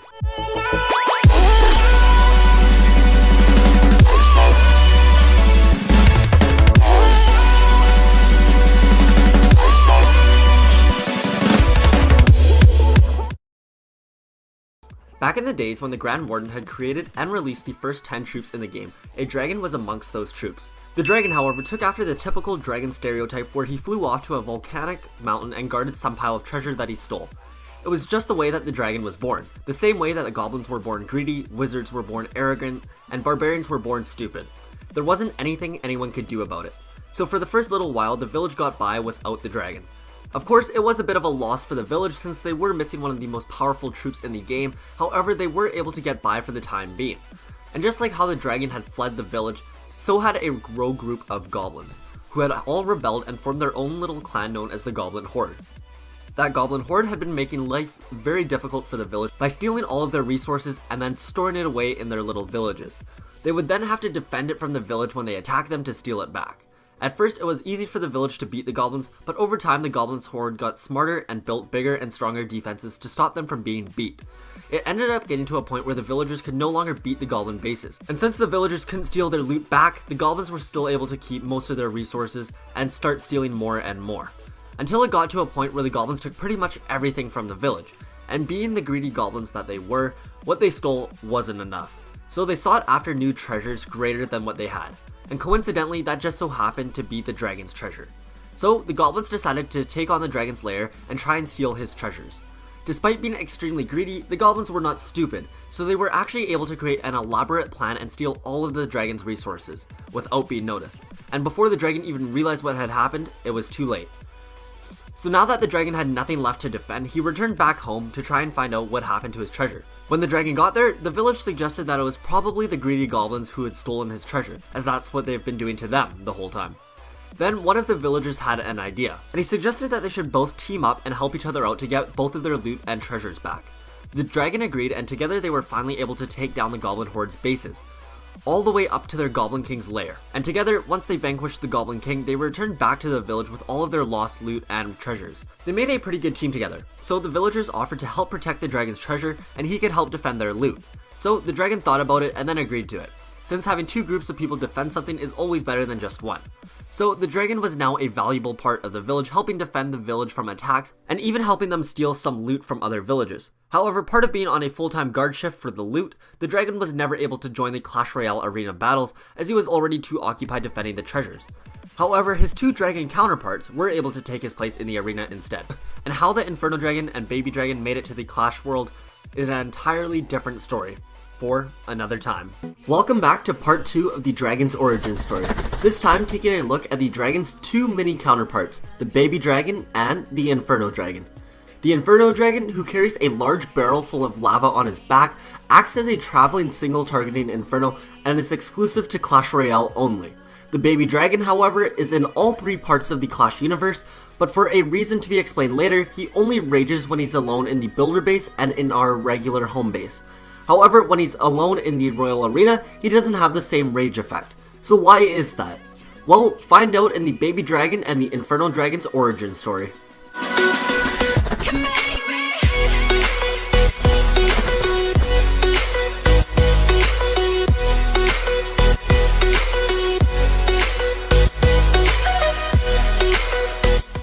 Not long after the village unlocked the dragon at Town Hall 8, with the help of the dragon, they made very quick progress and were ready to upgrade to Town Hall 9. The dragon was a huge help, leading most of their most important attacks, especially in wars, where the dragon was able to successfully bring home the 3-star most of the time. and by some very weird coincidence, once the Town Hall finished upgrading to Town Hall 9, the dragon laid 2 eggs. Everyone was shocked, including the dragon, who had no idea where those came from. But nonetheless, everyone knew what this meant.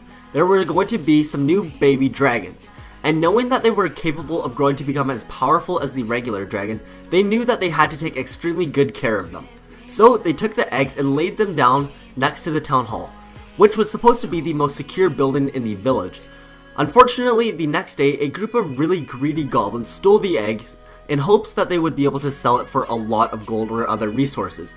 And when the dragon found out that his eggs had been stolen, he was infuriated and vowed to find whoever took them and that he would set them on fire. And when the goblins found out that the dragon had put them on his hit list, they started to freak out. They knew they had to get rid of the egg or else the dragon would burn them alive. But they also knew that they couldn't just return it, otherwise the whole village would know that they took it. So they ended up deciding to get rid of it instead. The goblins knew that if they hid it on the island, that the dragon would eventually find it and most likely trace it back to them. So they had to hide it somewhere much further away. So while the goblins were searching for a place to hide the eggs, they came across the master builder who was visiting the home village. He had just finished gearing up one of the archer towers and was about to head back. And right then the goblins knew what they had to do. So a few goblins went to quickly distract the master builder by doing some weirdly well-rehearsed dance, while the rest of the goblins went to go hide the 2 eggs in his tiny little rowboat. And to be completely honest, they did an absolutely awful job hiding the eggs, as they weren't covered by anything and they were sort of sticking out of the tiny boat. But luckily, the master builder was so tired and exhausted from working 70 hours straight that he didn't notice the 2 eggs, and instead, as soon as he got into the boat, he fell right asleep. And he didn't wake up until he arrived back at his night village. And when he did wake up, he finally noticed the 2 eggs in his towboat. The first thing he thought was, how the heck did these get here? And after that, he realized that they must have come from the home village and he should bring them back right away. But for some really weird reason, there was absolutely no way for the master builder to get back to the home village, unless there was a defense to be geared up. And since he just came back from gearing up the archer tower, there were no other defenses to be geared up for a long time. So for the time being, the master builder was stuck in the night village with his 2 eggs. And a few days later, both of the eggs hatched, where 2 tiny baby dragons popped out. Both of these dragons were able to fire these tiny little fireballs, but they didn't have any rage ability or anything. At least, not yet. Find out why the baby dragon rages in Clash of Clans regular base and in the builder base, but not in Clash Royale. And also find out how the baby dragon became the Inferno dragon in the next story. Once the village upgraded to Town Hall 9, by coincidence the dragon laid 2 eggs. While waiting for them to hatch, a group of goblins stole the eggs, but then had to get rid of them to avoid being killed by the dragon. They hid them in the master builder's towboat, and without knowing, he took them back to his night village. Then, a few days later, the eggs hatched and 2 baby dragons emerged, but they didn't have their rage effect yet. So find out in today's story how the baby dragon got his special ability, and how the Inferno dragon was created for the Clash Royale arena. All the pain.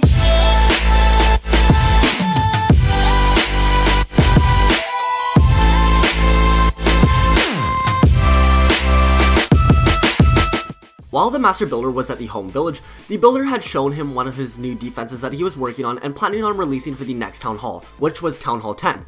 He had called it the Inferno Tower. And when the master builder saw this, he was actually really impressed. And rather than just being happy and proud of the builder, the master builder was determined to take his creation and make it even better. After all, he had to live up to his name of master builder. So when the baby dragons were born, the master builder had an idea that could make the Inferno Tower even better. Since in the builder's design and prototype, the Inferno Tower was just like any other defense, a stationary defense that could only target within a certain range. The master builder thought to himself, but what if I could transfer the Inferno Tower's powers to a living being, to make a troop that could be just as deadly as the Inferno Tower, but wasn't restricted to a certain distance or spot? So with this new idea, the master builder thought that a flying mini dragon would be a perfect fit. And to make the Super Inferno Tower troop, he only needed 1 baby dragon. So he brought both baby dragons to his lab, and at random he chose one of the baby dragons to turn into his new Super Inferno. And once he had the baby dragon, he took him to the only place that he knew he could get lava from, P.E.K.K.A.'s playhouse. So the baby dragon and the master builder headed over to the Clash Royale arenas and trekked their way all the way up the side of the volcano.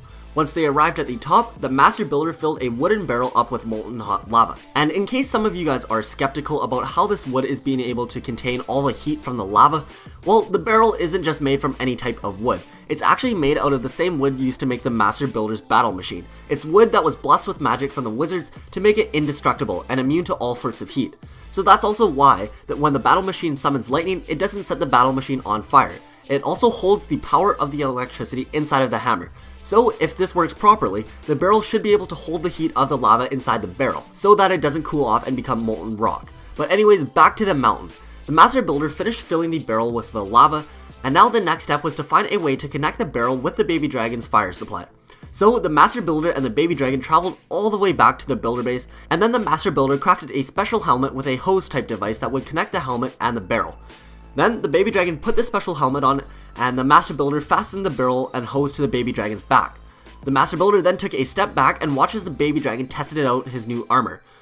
The baby dragon was now able to draw lava from the barrel, and then the lava would be released in the mouthpiece of the helmet, where the dragon would be able to fire a constant stream of lava out at his enemies. And the longer he stayed focused on an enemy, the more the lava would burn them. The Master Builder was incredibly proud of himself, and the baby dragon, or as he was now known, the Inferno Dragon, was pretty happy about his new powers as well.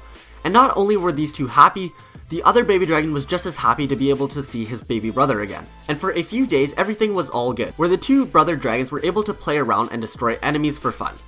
But then, nothing ever lasts forever, so a few days later, the Inferno Dragon got really sick, to the point where he almost didn't have enough energy to fly anymore. The Master Builder quickly realized the problem. The Inferno Dragon's barrel of lava was running extremely low on lava, and it looked like the Inferno Dragon was becoming very reliant on the lava to stay alive, as it was now part of him. So the Master Builder immediately took him back to the P.E.K.K.A.'s playhouse, and then the other baby dragon came around with them just to make sure his brother was okay. And when they finally got there, after the long journey, the Master Builder realized that he wasn't going to be able to make this incredibly long trip every few days just to refill the lava. So he figured he'd have to leave the Inferno Dragon at the Clash Royale arena so that he could stay close to the P.E.K.K.A.'s playhouse at all times. And so he did. He left the Inferno Dragon there, and he headed back to the builder base, and things went back to normal. As for the baby dragon, he couldn't decide where he wanted to go. Of course, he wanted to stay with his brother and go to the Clash Royale arena, but he also didn't want to leave the Master Builder since he was almost like a parent to him. And then he also really wanted to go meet his real parent, the dragon, back at the home village. And he couldn't really decide which one he wanted to do, but thanks to the clone spell, he didn't have to choose. He was able to go to all three places at once. But his connection with his brother was so strong that whenever he was alone in the builder base or Clash village, he would burst out into a rage until another troop joined him in the air. And at the Clash Royale arena, he never had to rage, since he always knew that his brother would be somewhere close by. And that there is the full story of the dragon, the baby dragon, and then the Inferno Dragon. The newest troop in Clash of Clans, or rather should I say the newest beast inside of Clash of Clans, is a bigger, stronger, and more powerful version of the already popular dragon troop. The new Mega Dragon, known as the Electro Dragon, has some very unique abilities that have never before been seen inside of Clash of Clans. The Electro Dragon's attack bounces from building to building for some reason, but it does less and less damage per building it hits. He also has more health than the regular dragon and does considerably more damage, but perhaps the most unique part about the Electro Dragon is the fact that when he dies, he drops a lightning storm wherever he dies, similar to the dropping of a lightning spell. As my welcoming for the brand new troop at Town Hall 12, here is my story on how the Electro Dragon was brought into the world of Clash.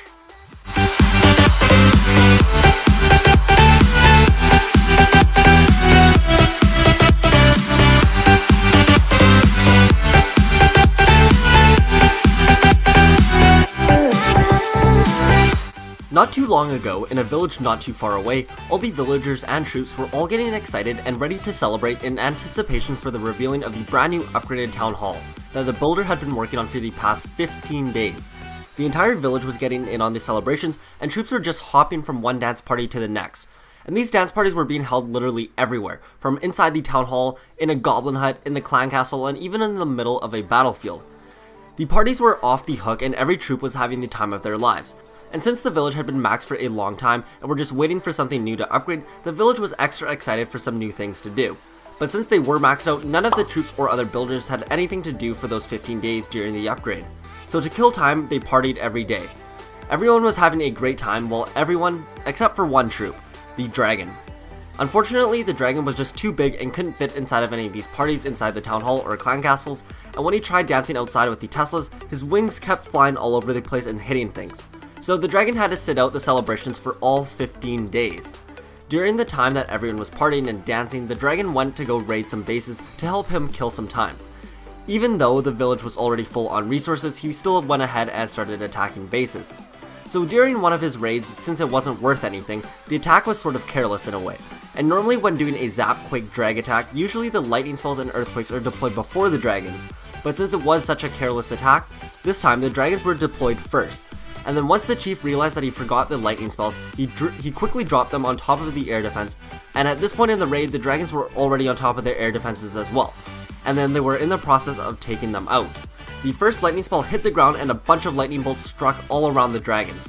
Slightly startled by this, the dragon looked up to see all the lightning bolts smashing all around him. And as he was looking up, the second bottle of lightning spell was dropped from the sky.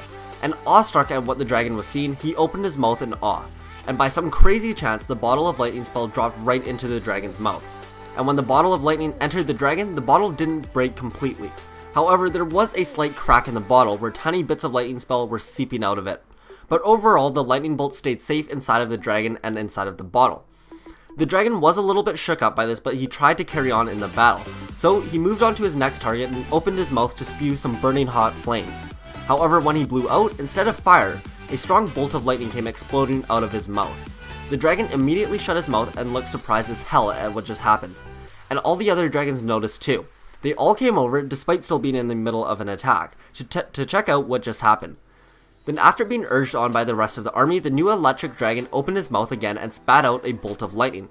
This time the bolt of lightning hit its target, but then bounced off that building and then hit the building right behind it. But it didn't stop there. It then bounced off that building and hit the one right beside it. And then it did the same thing to that building again. No one knew what was happening, but it would be later explained to them by the genius wizards that apparently all the buildings that the builder has ever constructed, they all contain a type of metal that is an excellent conductor of electricity. So when one building is hit with such a strong surge of electricity, if the building around it are close enough, they will absorb the shock as well. However, since the buildings already absorbed some of that initial electricity, the damage it does will be slightly less to the next few buildings. Anyways, after the dragons quickly took care of the rest of the base, they all returned home. And by the time they got to their village, they noticed that the dragon that ate the lightning spell bottle had changed appearances. His red skin or scales had turned into a bright blue color that radiated electricity. Furthermore, his jaw had changed slightly, where it changed into a more solid metallic-like material that could better conduct the electricity that came flying out of the dragon's mouth. It seemed that the leaking bottle of lightning spell was causing the dragon to mutate and change his appearance, and so when the dragons all finally got back to the village, the builder was just finishing up the town hall upgrade to Town Hall 12. And like always, once a new town hall is achieved, the entire village and troops all get hard to work farming up resources and upgrading buildings. So in the next battle, the Electro Dragon was brought into battle. However, this time unfortunately, he was taken out by an air defense and a seeking air mine. And when the dragon turned into elixir, the lightning spell that was still in his stomach fell to the ground and broke, releasing the entirety of the lightning spell to wreak havoc where it landed. And that there pretty much covers all the Electro Dragon's unique abilities. So there is the story on how the dragon became the Electro Dragon.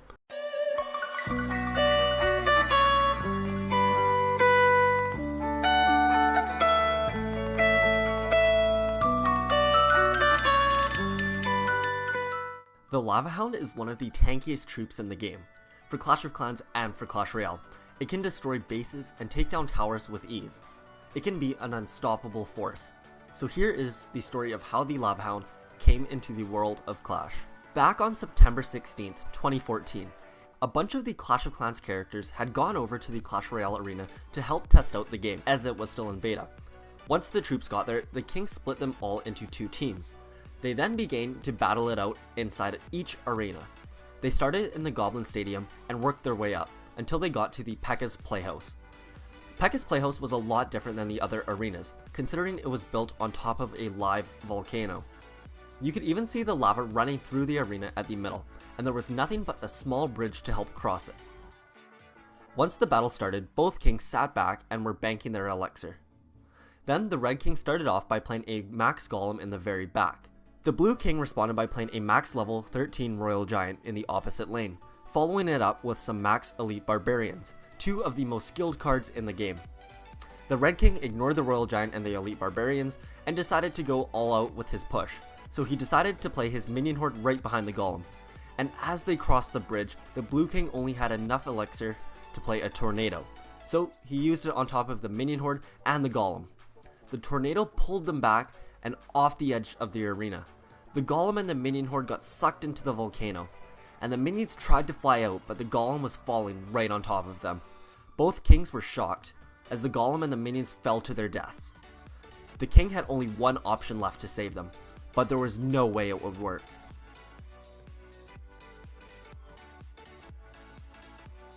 As the golem and minions were falling to their deaths, the Red King had one option left that could save them. But he just used all of his elixir on the Royal Giant and the Elite Barbarians. And he needed 3 elixir to play his tornado spell to maybe pull them back out. But unfortunately he only had 2 elixir left. The elixir bar was filling super slowly and it almost looked like it wasn't moving at all. The golem and minion horde were seconds away from hitting the molten hot lava in the volcano. And just as the king had enough elixir to play the tornado, the golem and minions hit the lava and lava splashed everywhere. Then the golem and the minions both started to sink into the lava. The Red King no longer needed the tornado spell, but then he looks over at his 3 other cards, and at the very end he sees a heal spell. So in a final attempt to save his troops, he plays his heal spell right where the golem and minions fell. At first, nothing happens, but then after a few seconds, some lava comes spurting up, and then from the abyss of the volcano, a new troop emerges. A glowing red-hot flying golem. The golem and the 6 minions must have merged together when the heal spell was played. As the new troops flew out, both the kings and the other troops stared at it in amazement. Then someone in the crowd of troops screamed out, "It's a lava hound." So now every time the lava hound dies in Clash Royale, it spits out the 6 minions that had fallen into the volcano with the golem. And that there is the story of how the lava hound was brought into the world of Clash.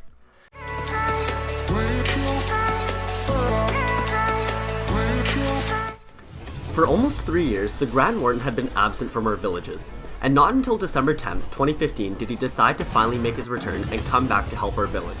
In today's video, I'm going to tell you my version of the Grand Warden's origin story.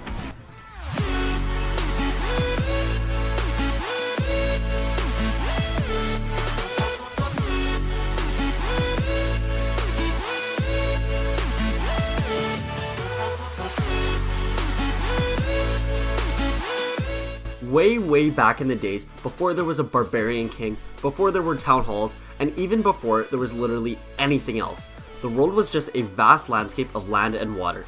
And one day, 2 immortal beings were sent into the world by the all-powerful gods known as the Lecropis. The 2 brothers were the very first troops ever in the village, and were blessed with incredible powers thanks to the Lecropis gods.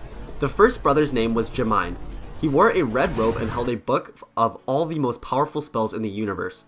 His brother, who was named Elixir, wore a blue cloak and held a very powerful staff capable of vaporizing just about anything. These 2 were pretty much the yin and yangs of the Clash universe, where one of them was the brains on the team and the other was the bronze and muscles. Together they were able to create an entire village and then using his spellbook to create other beings to coexist with them. Gemine decided to create 9 unique troops with the help of his spellbook. He created the Barbarian, the Archer, the Goblin, the Giant, the Wallbreaker, Balloon, Healer, Dragon, and the P.E.K.K.A, the very first few troops ever to enter into the village in Clash of Clans. The Wizard was also amongst all of the first troops in the game, but he was actually created in a different way, as explained in the origin story here.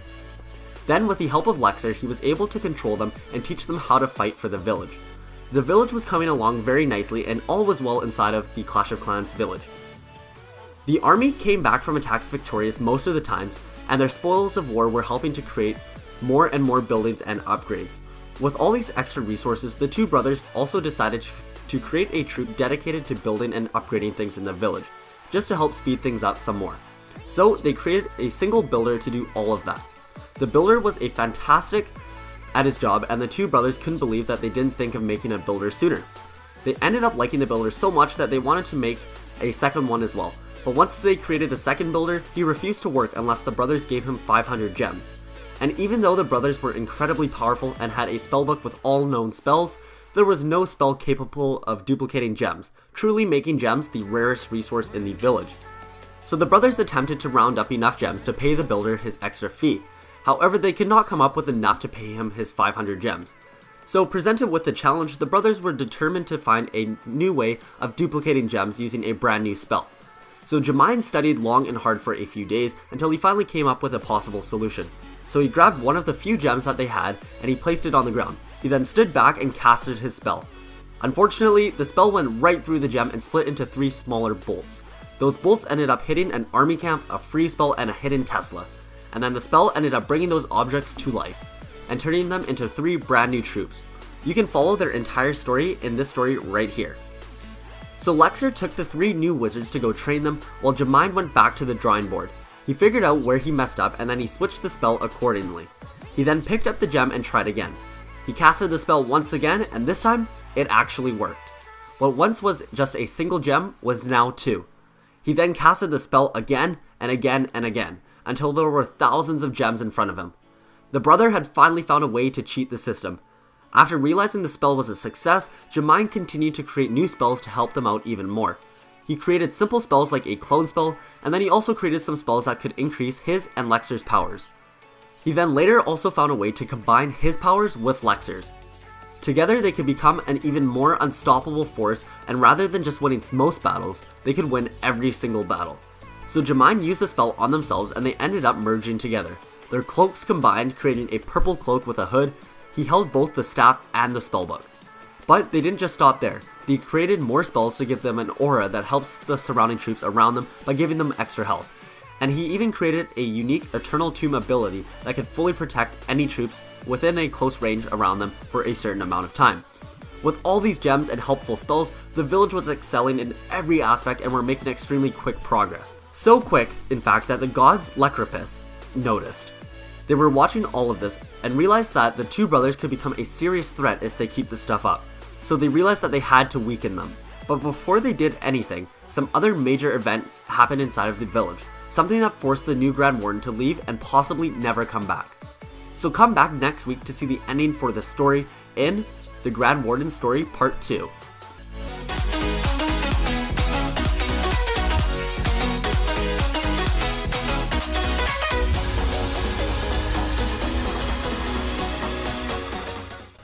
Before the Lecropus gods could do anything to nerf the Grand Warden, there was a problem within the village.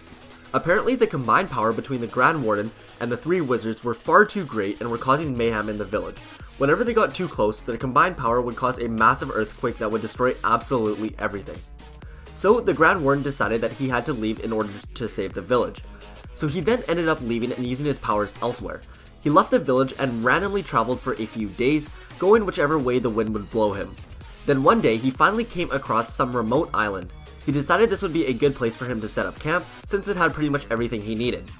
He figured he would have to rebuild the whole village, but this time he thought to himself that he wasn't going to make the same mistake twice, and only create the builder after the village was done. So this time, trying to think ahead, he decided that the first thing he would do is create a builder.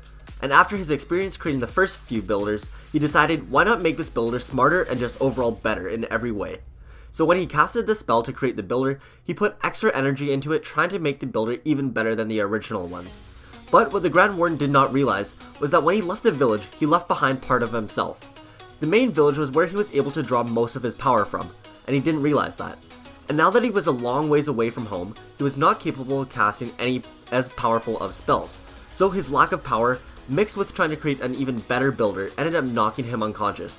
Although, lucky enough, his spell ended up working and he was able to create a new, smarter builder. But the intense power from the Grand Warden's spell ended up putting the builder into a coma before he could have woken up. So for a very, very long time, the new builder and the Grand Warden just laid on their estranged island.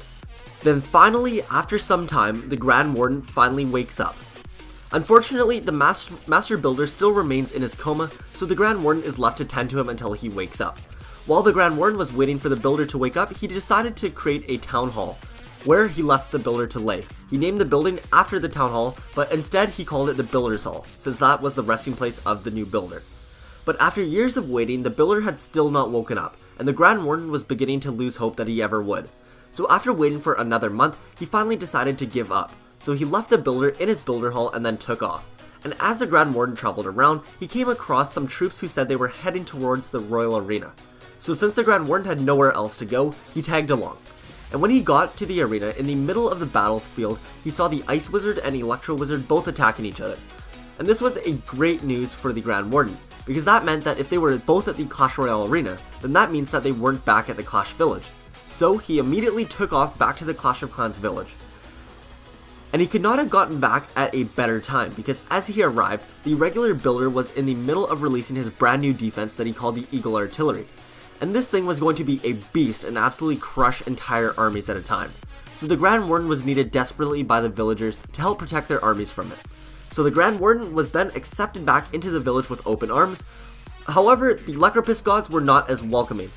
They still were not very happy about him running away from the village like that. So as a small tiny punishment, they ended up cursing him so that anytime he wanted to help defend the village, he would be turned to stone and wouldn't be able to run anywhere this time. So with that, everyone was happy. The villagers had a way to fight off the new OP Eagle Artillery, the Lecropus gods got their revenge, and the Grand Warden was back at home close to his power source. Everyone was happy, but it's almost as if they were forgetting someone. Don't worry, the builder that was in the coma eventually ended up waking up in the summer of 2017 when a barbarian accidentally stumbled onto his island, as explained in the story right here. And let's just say that the Grand Warden created this builder with the expectations of being better than a regular builder, and let's just say that he didn't disappoint.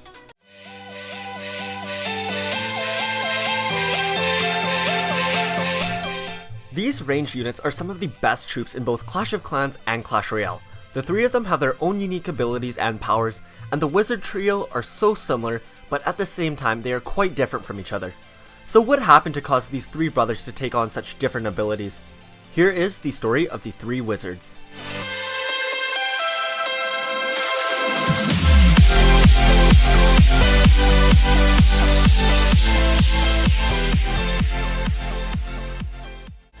Before there was a village chief, before there was a barb king or even an archer queen, and before most troops were even added into the game, there was an almighty being that had control over the Clash of Clans village.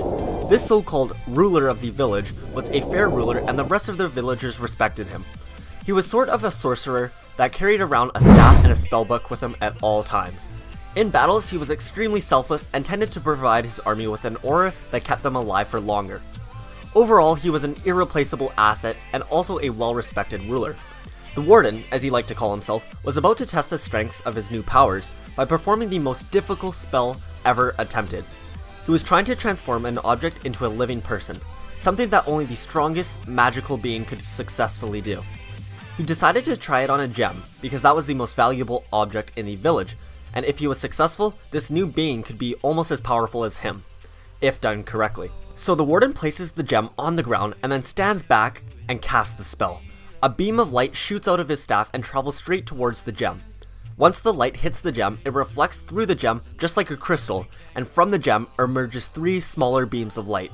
The first beam of light hits the fire at the nearby army camp, the second beam hits a hidden Tesla, and the third travels straight towards the spell factory and hits a bottle of freeze spell. All three objects begin to smoke and transform into human-looking forms. Then, once the transformations finish, three mini wardens were standing in front of him. One wore a red cloak and for some reason had a giant afro. Another had a light blue jacket and snow white hair. The last wore a dark blue jacket and looked sort of crazy. The power from the beam of light must have been weakened when it split into three, then forging into whatever object it hit, resulting in three versions of the Warden. The Warden was glad that his spell worked, but he also didn't know what to do with these new troops. The Warden was also curious if his powers transferred over to his kids, so he asked them, "So, do you guys have any sorts of powers?" Then each of the mini wardens shot out a spell out of their fingertips. The red one shot a fireball, the blue one shot a deadly snowball, and the dark blue one shot straight electricity. The Grand Warden was actually really impressed, and was thinking that him and his three new wizards are going to destroy so many bases together when they attack. Just like one big happy family. They all came in for a big group hug, but once they touched, the ground started shaking, and then it got more and more violent. Spell bottles started breaking, troops started screaming, and buildings started crumbling. The wizards and warden immediately backed up, and then everything stopped shaking. They looked around and they could see their entire village in ruins. Everything has been destroyed. The warden conspires that their combined power is too great, and if all their power is in one spot, it can cause great damage to the people and things around them. So he suggests that they should all split up. He then says that he will volunteer to leave since his power was the strongest, and it wouldn't be fair to have three people leave when one person could just leave. So the Grand Warden packs his stuff and goes on his way. Together, the three wizards weren't powerful enough to cause any more earthquakes, but they still had the power to cast spells and the like. One day, the red wizard was walking through the village and he came across an old book. He opened it up and he then realized what it was. It was the Grand Warden's spellbook.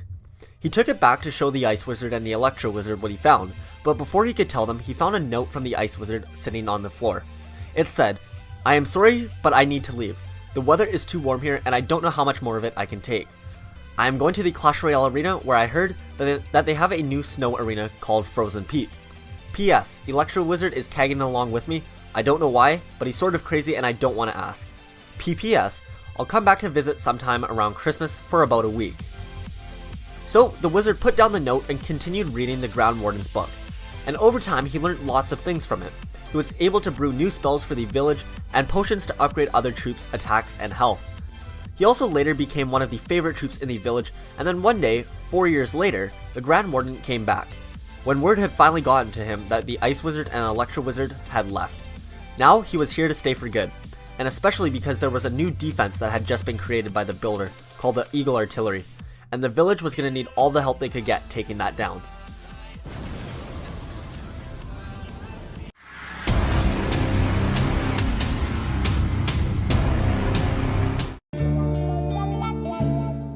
Whatever happened to our beloved Hog Rider captain, and the mute wizard who never spoke after the first commercial, and the barbarian who trekked his way all the way across the bottom of the ocean just to find a new island? Here is the story of what happened to our brave sailors.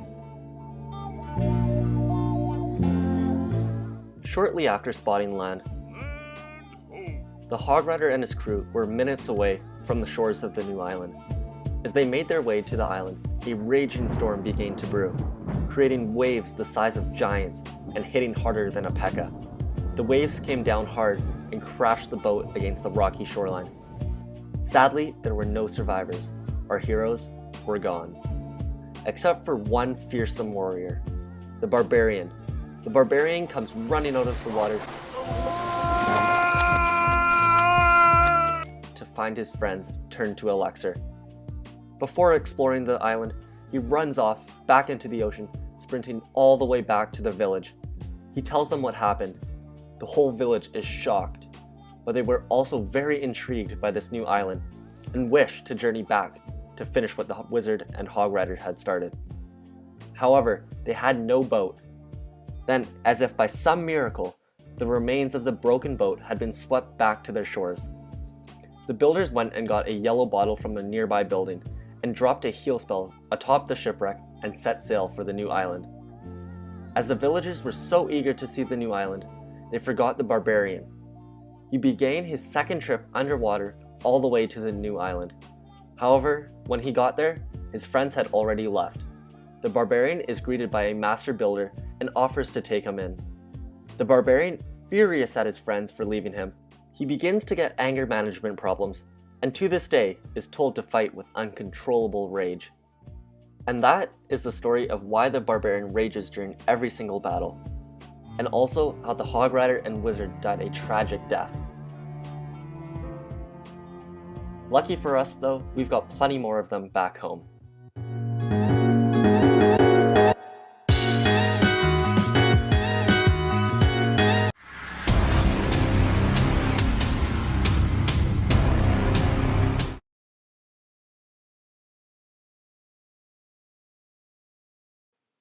A long time ago, at the beginning of Clash of Clans, back when the game was just starting to make a mark on the community and started taking the world by storm, the developers and creators of the game were hard at work trying as hard as they could to make the game what it is today.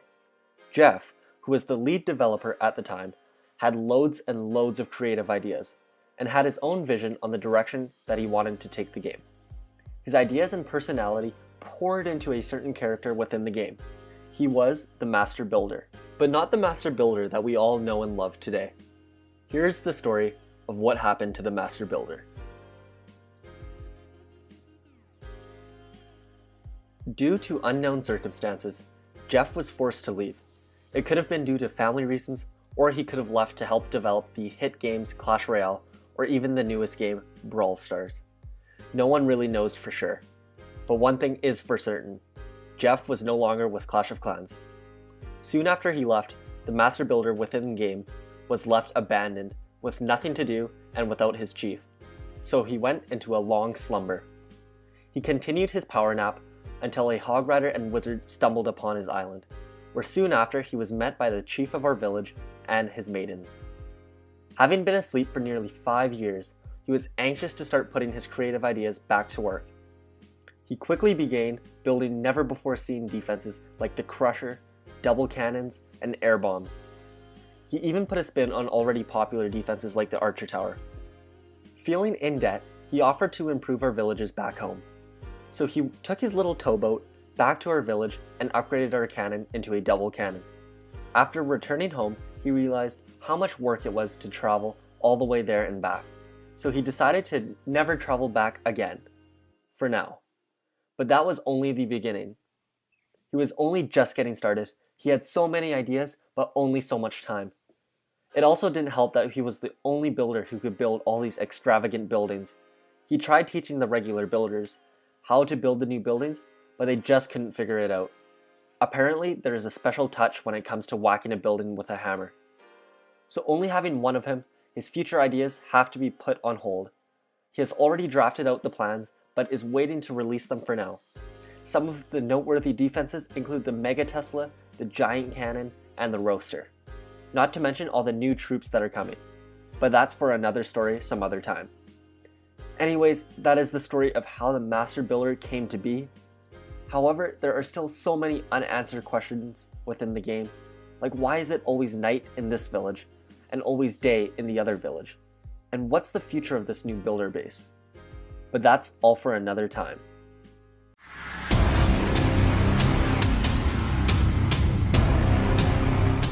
A few days ago, the most important yet underrated troop in the game vanished from our villages, and everyone has been wondering two major questions. So today, I am going to tell you the story that answers both of those questions. Why did the builder leave us, and where did the builder go?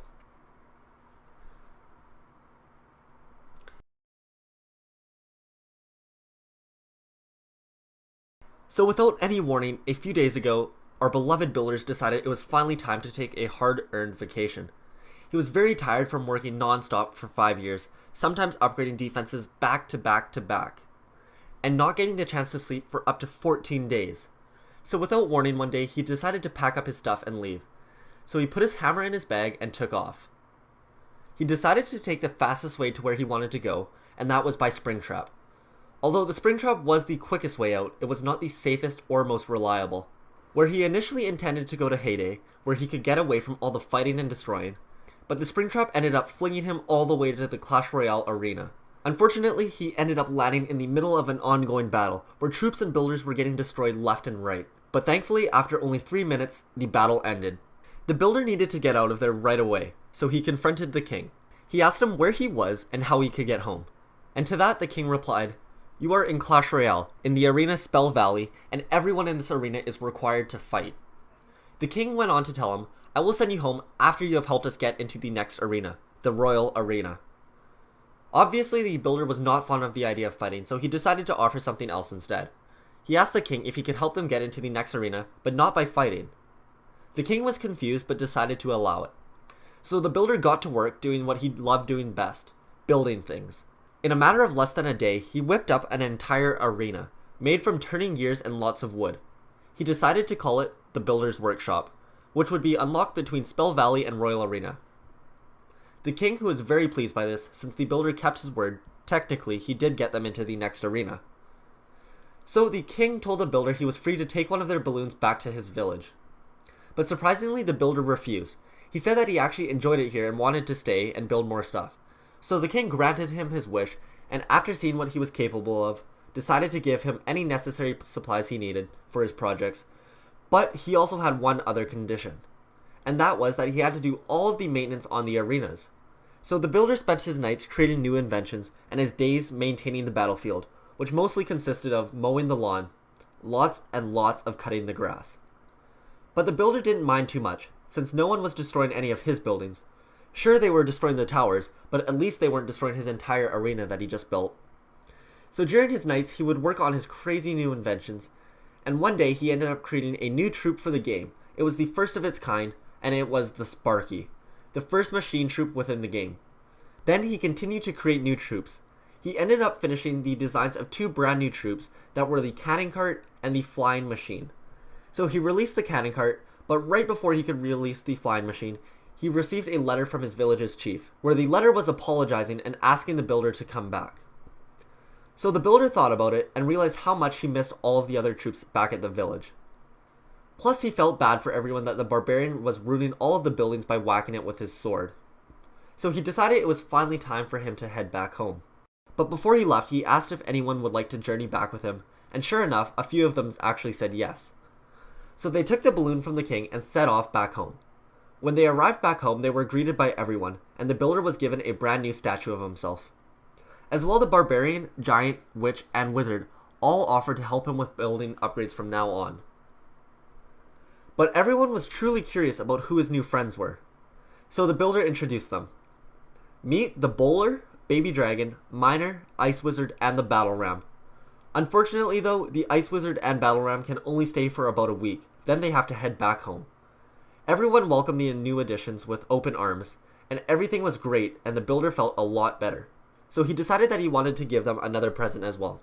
So he got out his designs of the cannon cart and gave it to the chief.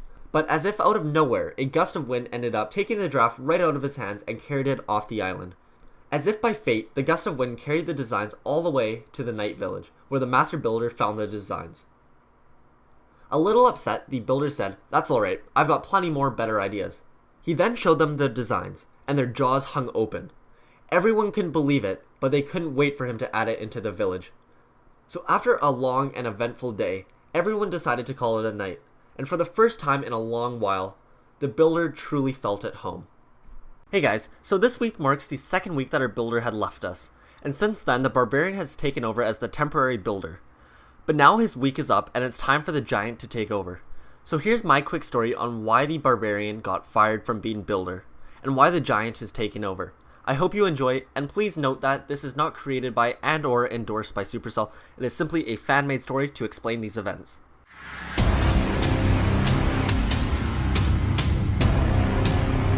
A week ago, our builder left. The barbarian picked up the builder's hat and hammer and thought to himself that he was destined to be the next builder. Sadly though, he did not live up to his dreams, because after a week on the job, he was fired. Everyone appreciated all of his work and efforts in trying to help, but they didn't like his technique and how he built things. It looked really unorthodox, and people were scared that he was going to hurt someone with his sword, especially our heroes. While the barbarian was upgrading them, he nearly whacked them with the sword on multiple occasions. Now that the heroes are done being upgraded, they decided to fire the barbarian and take away his builder hat. Although the village did still need a builder, so they had to think who would make the best builder. They needed someone that was strong enough and capable of building these big buildings. So after interviewing each troop, they decided to hire the giant as the next builder. He was big and strong, plus he didn't need a hammer, since he could punch as hard as a hammer. Plus he had a lot of spare time since most players don't use him too much in battles. But the real convincing point was that the giant also promised to defend the village when they are on defense. He said if anyone destroys my tiny little shack, giant will smash them. And since the barbarian was now fired, his friends from Clash Royale went back to the arena. Of course the barbarian was upset by this, but the royals did write him a very formal letter relieving him of his position.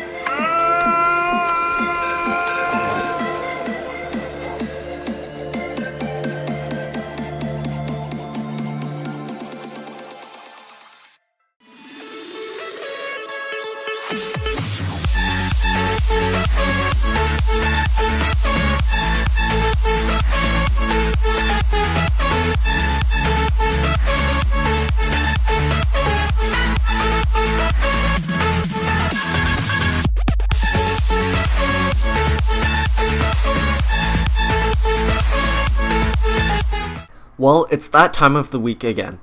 The time of the week where our king and queen have to make some cuts to the Clash of Clans workforce, and sadly for the giant, he just wasn't cutting it.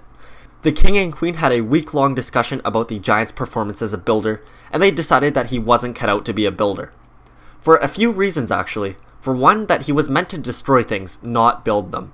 Plus, because of his size, when he was traveling around the base, he came really close to squashing a few villagers.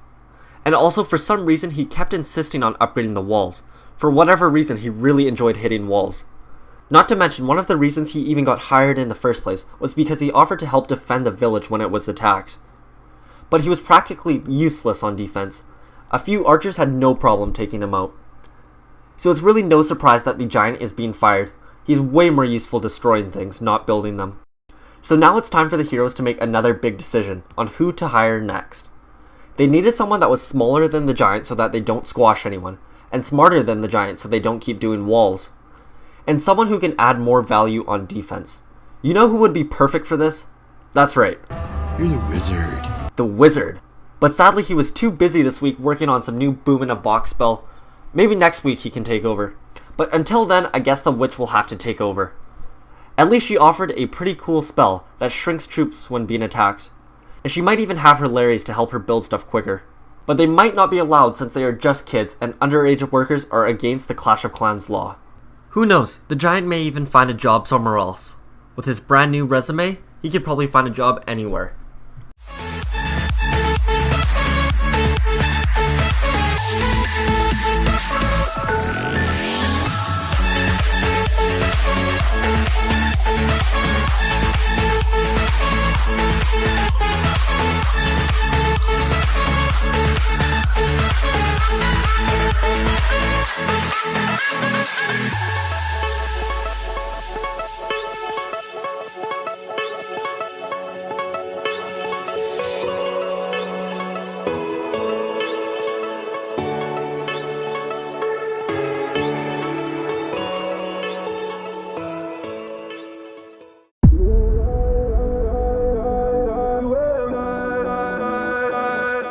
The newest character added to the game in Clash of Clans is known as the Trader.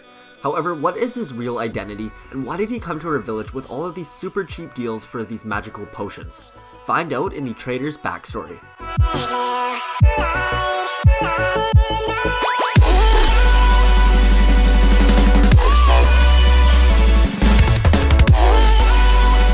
Let's go over to the Clash Royale arena, and take a look at an underrated troop who's always lived in his brother's shadow, the Dark Prince. It's no surprise that between him and his brother, the regular prince, he isn't the favorite prince by a long shot. The Dark Prince was always jealous that the prince did more damage than him, he was better looking, and he was even worth more elixir. This would obviously upset anyone, having to always live in someone else's shadow. Even their father, who was one of the kings of the arena, preferred the prince over the Dark Prince. In each deck, he would often choose to use the regular prince instead of him, so the Dark Prince held a bit of a grudge against his dad and his brother. He always wanted to get back at them, but there was literally nothing he could do. If ever he fought his brother, he would lose, and he would never take down his dad on his own. Especially with the help of his princesses, he could never do it. So he heard about the discovery of magic potions in the Clash of Clans village one day, and he was thrilled, because the village would be sending them to the arena at some point, and he could use them to make himself even stronger. His prediction was right. The Clash of Clans village sent over a whole carriage full of potions, but the Dark Prince anticipated this and met them before they could reach the arena. He told them that he was one of the king's sons, and that he could take the potions to the arena for them. The barbarian, who obviously wasn't the brightest, agreed to this and gave the Dark Prince the wagon. The Dark Prince's plan was working out perfectly. Now all he had to do was find the power potion, drink it, take all the extras, and bring the rest of the potions to the arena. This way, even if the king decides to share the potions equally with everyone, the Dark Prince will still have had more potions than everyone else, therefore making him stronger. The Dark Prince grabbed what he thought was the power potion, but since he didn't know any better, he accidentally grabbed the resource potion instead. So he chugged the entire bottle, and he immediately felt off and knew something was wrong. By accidentally drinking a potion that wasn't meant to be drank, it ended up changing the Dark Prince's appearance. His eyebrows grew much larger and turned blue. And then he also grew a blue mustache and a goatee. The potion also ended up giving him a bit of a crazy look in his eyes. The Dark Prince no longer looked like a prince, and surely his dad and brother would never let him hear the end of that. So he had to make sure that they never saw him like this. and he also never wanted anyone else to be able to have the real power potion and get what he could never have. So he decided to steal the rest of the potions on the carriage, and he took it back to the village. He followed the barbarian's trail back to his own village, and he went to go see the only person that could turn him back to what he once was. He met with the Grand Warden, and he asked him what he could do to reverse the spell. But unfortunately, the Grand Warden told him that the only way to do that would be with a spell that would require gems.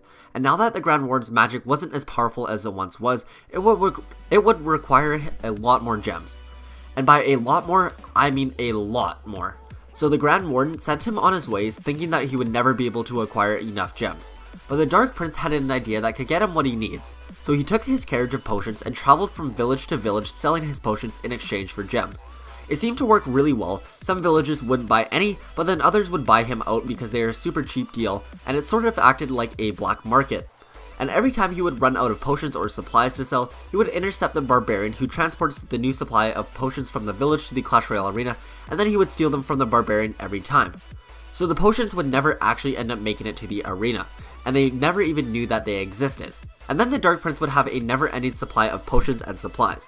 And at the end of each day, he would go to see the Grand Warden to see if he had enough gems. And each day, the Grand Warden would send him off telling him that it still wasn't enough, and that he would need a lot more. So it looks like the traitor, as he was now known, was going to be sticking around for a lot longer. And despite this Dark Prince being missing from the arena, no one seemed to notice since he had thousands of clones running around in the battle instead.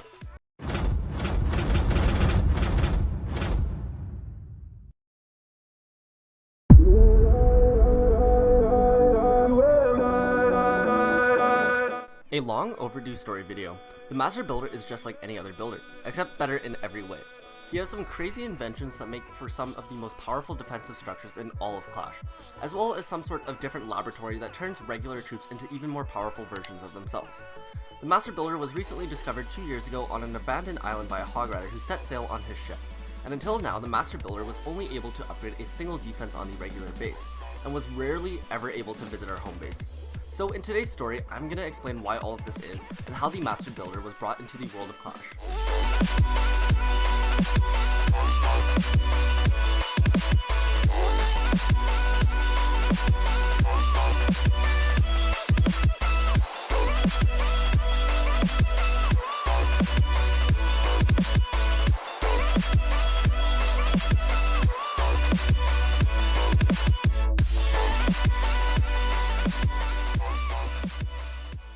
A long time ago, before the beginning of Clash of Clans, there were 6 dwarf brothers who were all born a few seconds apart from each other. Their names, in the order of youngest to oldest, were Bashful, Sleepy, Grumpy, Happy, Sneezy, and Bob. The 6 dwarves were born to be builders of the new Clash of Clans village. And since they were the only ones who could build stuff around the village, they were able to charge absurdly high prices in exchange for upgrades and buildings. For example, they would charge over 1 million gold just for a town hall upgrade, or close to 1 million elixir just for an army camp upgrade, where all he would do is put a carrot on top of a campfire. But unfortunately, the builders were the only ones who were capable of doing this at the time, so all the builders were fairly greedy and always charged the highest price possible that they could get away with, which was always a large majority of what the village had.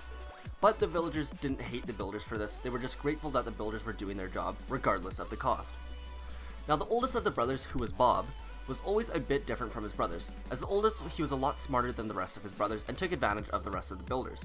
The older builder, Bob, always wanted to create a bunch of new defenses and buildings, but his other 5 brothers always voted against him, and since it was always a 5-to-1 vote, he couldn't do anything about it. It always seemed like the other 5 builders gained up against him, and since Bob the builder wasn't able to create any of his own creations, and instead he had to build the predetermined defenses and buildings that the other 5 builders had agreed upon, he decided that he would just do something else. He decided that he would make sure that the required buildings were built or upgraded, but he himself would not be the ones doing it. He decided that he was going to build himself a little bot or a small assistant to do all of the building for him. So the Master Builder stayed up all night one night and built himself a fully functioning builder bot that would be able to do all of the hard work for him. And he was going to tell all the other villagers about it too. And then once he was done building his builder bot, he immediately put him to work to test it out. It worked just as he had intended. But then in the morning, before all of the villagers and troops were awake, the other 5 builders got up to get ready for their day of work, but then they did notice Bob's the builder's new builder bot. They immediately confronted Bob about this and they asked him what he was going to do with it. And Bob told them and was very straightforward about it and said that since he couldn't build his own special buildings and such, that he was just going to put them all out of business with his new builder bot, and he was going to give the village full access to his new builder bot. They told him that he couldn't use his builder bot because if the rest of the villagers found out about it, then they could use the builder bots to replace them, or even put them out of business. And Bob agreed, and he said, exactly what I want. They would no longer be able to charge such high prices for upgrades, and they might not even be able to compete with the bots since they would probably do it for free since they were robots. And they could work forever without sleeping or taking breaks. So they told Bob that he had to get rid of it, but Bob refused. He was already pretty mad that he couldn't use any of his cool, unique creations, so there was no way in heck that they were going to let him take away his little builder bot. He even aggressively told them that they could go screw themselves, and that they're all going to lose their jobs because of this. And since the builders weren't exactly the fighting types of troops, they couldn't physically take it away from the master builder, at least while he was there. And even if they could take it away while he wasn't there, he would just be able to make a new one since there was pretty much unlimited resources around them on the Clash of Clans base. So the 5 other builders had to think of something different, and they had to think of it quick, before the rest of the troops woke up. They had to get rid of the builder bot and Bob the builder before all the other troops woke up and found out about it. So they went over to the wizard's tower and woke him up from his sleep. While the wizard was still waking up and getting over the shock of 5 dwarves standing over his bed, they asked him if he could make them a sleeping potion. They then each offered part of their savings, which was a lot since they were charging such high prices for their upgrades that they had fortunes and fortunes to offer the wizard. In total, they offered the wizard so much gold that he couldn't say no. He then whipped up a sleeping potion and then gave it to the builders in exchange for the gold. He didn't ask any other questions about what they were going to use it for since he was just focused on the gold. The builders then took it, and then after he gave the builders the sleeping potion, he quickly took a swig of it himself and then went right back to bed. The 5 builders then went back to the Bob the builder and told him that he looked thirsty, and offered him something to drink. Bob innocently said yes please, and then he was unknowingly handed the sleeping potion. Instead of taking a quick sip though, he chugged the whole bottle. Turned out he was dying of thirst and hadn't had anything to drink all night. So right after chugging the whole bottle, he immediately passed out. The 5 builders then dragged him over to the water, and together they all quickly built a boat. In no time they finished the boat since they were all working on it together, and then they loaded the builder onto the boat. They then went back to go grab the builder bot who was just sitting there. They loaded the builder bot onto the boat with the builder, and then Happy volunteered to take them away. So Happy boarded the boat and then set off for sail. He took them to an island decently far away and then unloaded them. He then reprogrammed the builder bot to build a few key structures for Bob when he woke up. So Happy programmed the builder bot and then took the boat back to the home base. And once he got back, he hid the boat in some cave and then went back to the village. When he got back, all the other troops were still asleep. Happy then went and found the other builders and told them what had happened. He dropped them off, had the builder bot build some necessary buildings for Bob and the builder bot when he woke up, and that Bob should be waking up anytime soon. And then the rest of the builders went back to work as if everything was normal. They even gifted the boat to the village chief just to be on his good side. And for the longest time, no one ever seemed to notice that a builder was missing. In fact, everyone got so used to the fact that there was only 5 builders that it was as if there was never even a 6th builder. So life went on per usual for many years at the home village. Meanwhile, over at the other island, Bob the builder never seemed to wake up, considering he drank an entire bottle of the sleeping potion. Usually that would be enough to knock out an entire army for a day. But Bob ended up laying there, while his little builder bot built a builder hall, a clock tower, a laboratory, all in anticipation for when the builder finally woke up. But Bob just kept sleeping. Days went by at first, and then weeks, and eventually years went by. But by this point, the builder's bot's battery ended up dying and ended up falling over right next to Bob the builder. Then finally, a few years later, in the summer of 2016, the sleeping potion finally wore off and Bob woke up. And when he woke up, he noticed that there was some sort of builder hall there, and a research lab, and some giant clock building for some reason. But they were all completely destroyed for some reason.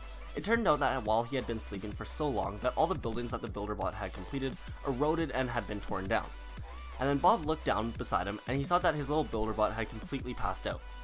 He quickly assumed that his battery must have died, and judging by the length of his beard, he assumed that he had been sleeping for a long time. So since Bob had no idea where he was or any idea how he got there, he decided that he may as well start making himself as comfortable as possible.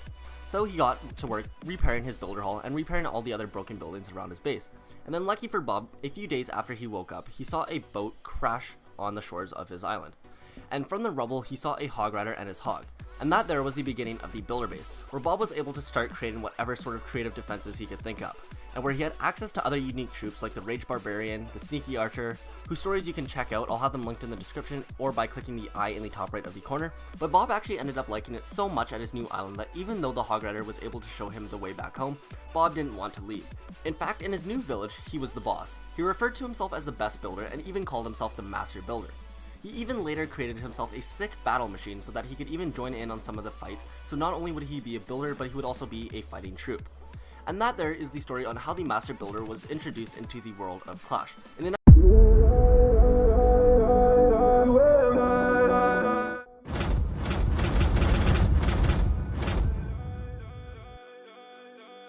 Make sure to watch part 1 of this story before watching this video. I'll have it linked down below, or you can click the top right of the screen right now. Recently in Clash of Clans, the Master Builder has gained a new automated friend who looks like he's going to do all of the Master Builder's tasks for him. And with all this newfound free time, the Master Builder is planning on visiting the regular base plenty more.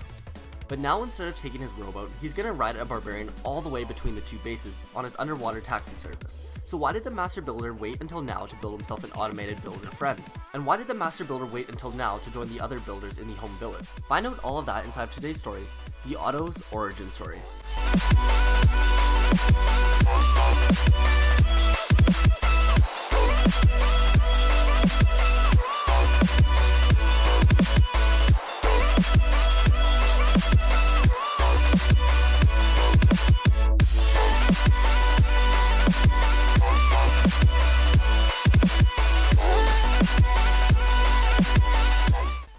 So for nearly 2 years, the Master Builder enjoyed his time on a small island. He got to create many powerful defenses like the Crusher, the Roaster, the Mega Tesla, and many more. He even got to encounter many super powerful new troops like the Boxer Giant, the Super P.E.K.K.A, and even other troops like the Hog Glider. He didn't have anyone telling him what he could and couldn't build here. It was pretty great. Although being stuck on his own little island did take its toll on the Master Builder. He was getting really tired of always being around the same troops all the time. He was getting especially mad that the Barbarian was always angry and constantly destroying things for no apparent reason, and the sneaky Archer who was always being super creepy by lurking in the shadows and creeping up on him, and the fact that the Super P.E.K.K.A was constantly leaking radioactivity from its armor, and that there was a risk that any moment it could blow up him and the rest of the base at any given moment. So the Master Builder really needed a break. So one day he decided to craft a tiny little rowboat out of some spare materials that he had gotten from a shipwreck that had happened a long time ago. Long after the shipwreck, there was still debris that was washing up on shore, which was too bad because the Hog Rider could have really used all those materials a long time ago to get back to his home village. But nonetheless, everything worked out for the Hog Rider, and the Master Builder was able to craft himself another little rowboat. Unfortunately though, the raft was only big enough to support one person. And so the Master Builder set sail to go visit the home base, by using a map that the Hog Rider had drew from his memory. It was a long journey back to the home village, but he eventually made it. The Master Builder went and met his fellow builders, and when the other builders saw him, they expected him to be super mad, but instead, the Master Builder decided to forgive them. He told them that he actually liked his life on his own little island a lot since he could make whatever he wanted with no one in charge of him. But he did say that he was getting lonely over there, and wished he could come back here and work with his fellow builders every now and then. The other builders obviously didn't want him back and messing up their buildings because that was literally why they kicked him out of their base in the first place. But since they saw that he was feeling apologetic and humbled, they decided to give him a chance. But the builder first had to get permission from the Barbarian King and Queen since they pretty much ran the village. The builders were expecting to have to answer a lot of questions about who this new builder was and why there was 6 of them now, but instead, when they met the King and Queen, the builders asked if it was alright that their friend, the Master Builder, helped out around the village a little bit. And the King and Queen didn't even look at the builders, and they just simply said, yeah, sure, whatever, I don't care. So the builders looked at each other and were wondering what the heck just happened. But since they got a yes, they decided to just leave before they started asking any more questions or changing their minds. So the builders went to go tell Bob the good news, and Bob was ecstatic and couldn't wait to show the builders some of his new creations. But to burst his bubble, the other builders weren't as excited. They told him that they didn't want him changing or adding a bunch of new defenses because they worked really hard on all of the ones they already have. The Master Builder's energy quickly dialed down slightly after hearing that. And then the Master Builder then looked around and saw countless numbers of defenses. He counted 7 or 8 cannons and then like 8 or 9 archer towers and 4 mortars, 4 wizard towers. There was a ton of defenses. He then said to the builders that there were so many of each defense, would it really matter that much if he just upgraded one of those defenses? And then he promised, I won't do anything different to them, I swear, I'll just upgrade it just like you guys would. The builders got into a small huddle and quickly had a debate. And then they went back over to the Master Builder and then they told him, fine, you can upgrade 1 cannon, and they will decide based off of that. The Master Builder smiled and said, great, and then he walked over to the closest cannon and immediately got to work. He worked on it for days, and when he finally finished, the other builders came over to take a quick look. It took them a millisecond to realize that the cannon he had upgraded was not a regular cannon. Somehow the Master Builder literally combined 2 cannons into one, and made some sort of double cannon. So the builders went over to the Master Builder who was sitting there, exhausted from upgrading the cannon for a few days straight. The builders looked at him and asked, what the heck was that? The Master Builder looked up, acting all confused, and then replied with, what do you mean? So the builders clarified by telling him, "You promised that you would upgrade it just like we would." The master builder, who was still confused, looked behind him to see that the cannon he had just upgraded was in fact no regular cannon. He looked it up and down from the ground up and said out loud, "Ah crap, not again." And then he explained to the builders that he was just so used to upgrading his cannons as double cannons that he must have accidentally turned the cannon into a double cannon. He apologized a ton and then said that it would never happen again. But the builders weren't having it. They said that he wasn't going to get a second chance, and then they sent him back on his rowboat and he went back to his builder base. The master builder was really sad that he had got kicked out not only once, but twice. So he sailed back to his builder base and went back to work as he usually did. He kept telling himself that he didn't even really want to go back to the home base, and that he was happier here by himself. But that wasn't really the case. So the master builder went back to his everyday life for a while and kept pretending. But then, a month or two later, the master builder started to get annoyed by the rage barbarian when he kept smashing his buildings whenever he had a little temper tantrum, and then when the boxer giants would practice on his own defenses. The master builder had had enough once again, and needed a break, so he set sail back to the home village. And when he got there, he begged and pleaded for a second chance. The builders were all hesitant about it, but they thought that the master builder seemed genuine about his apology, and that he would listen this time around. So they decided to give him a second chance. But this time, just to make sure that they didn't have a repeat of last time, they let him upgrade an archer tower instead, because they figured there's no way he could mess up a simple archer tower, right? So for the next few days, he worked on the archer tower, and when he was finished, the other builders came over to look at it.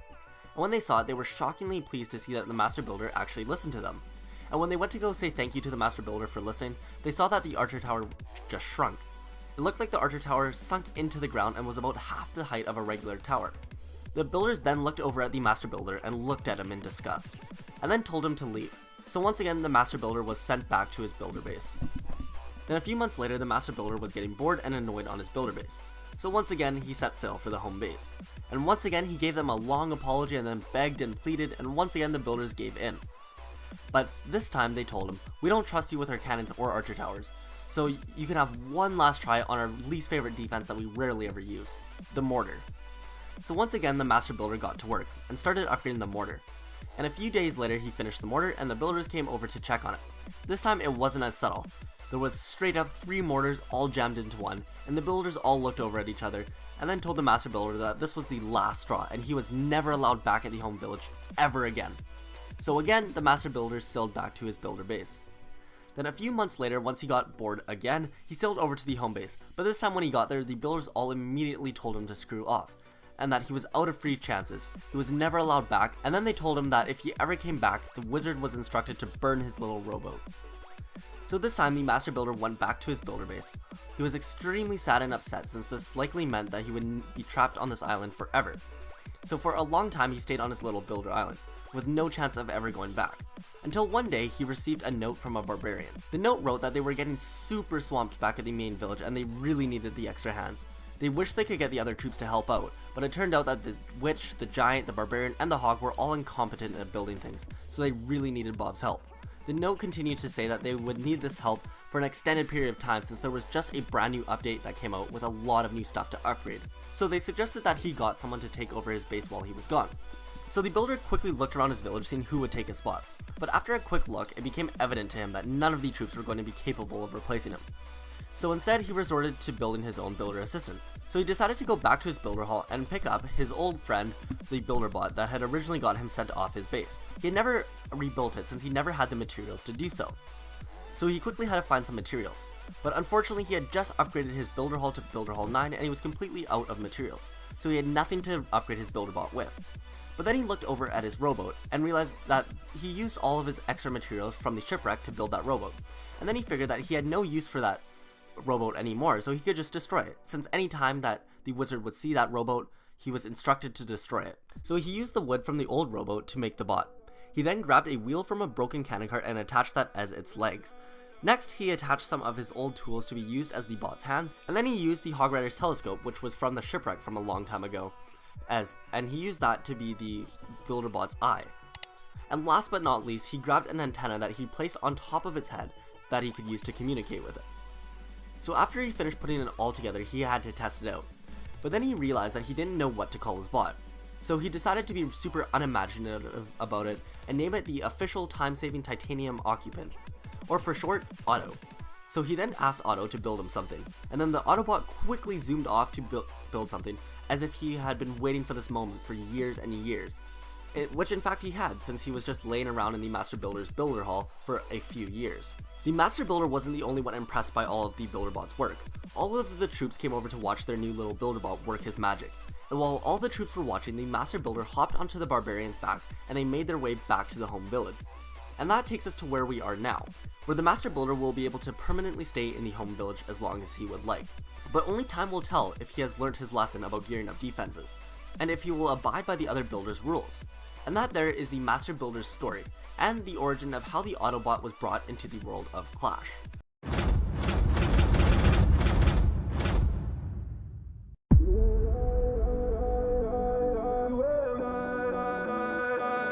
The Hog Rider is taken to the skies. Now not only can he hop over walls, but he can fly over them too. After nearly 2 years of waiting to see the Hog Rider on the Builder's base, we are finally getting to see the Hog Rider in action. So 2 years after the world watched the Hog Rider discover the Master Builder and the Builder base for the very first time, what took the Hog Rider so long to join the Master Builder's army? And how did pigs learn to fly? Find out all of that inside of today's story on how the Hog Rider became the Hog Glider.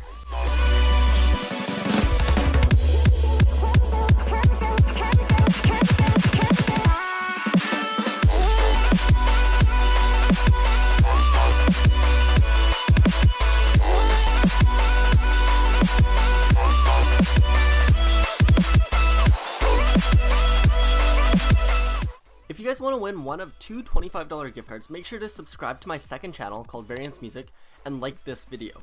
Winner will be drawn at the end of June, so make sure you do enter. And anyways, let's go ahead and get back into the video. Land ho!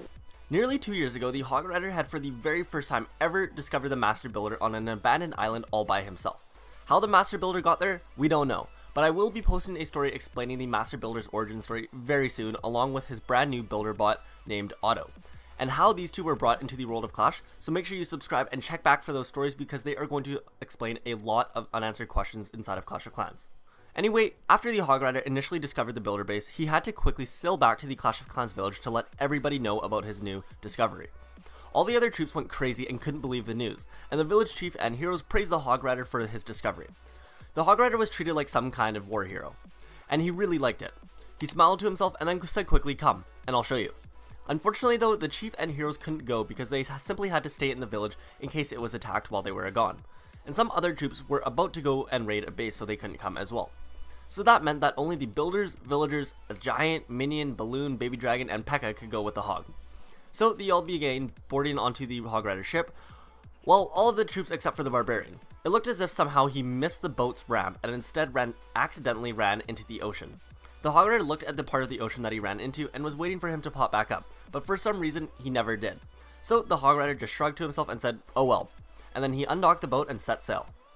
It was another long journey on the water, but eventually they made it back to the builder's base. They all unloaded off the boat and then met the Master Builder and began exploring the place.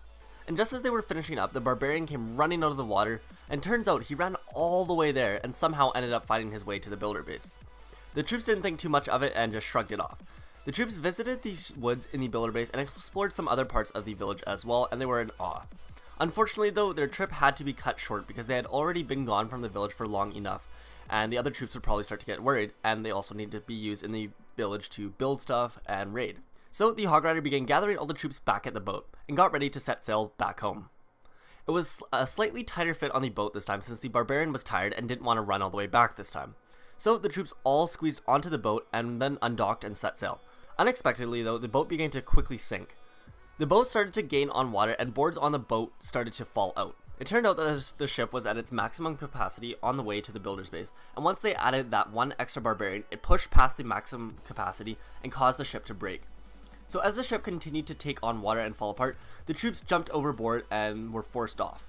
The boat did not make it very far off the coast of the builder's base, so the troops were able to walk back to the shore, as shown in the loading screen here.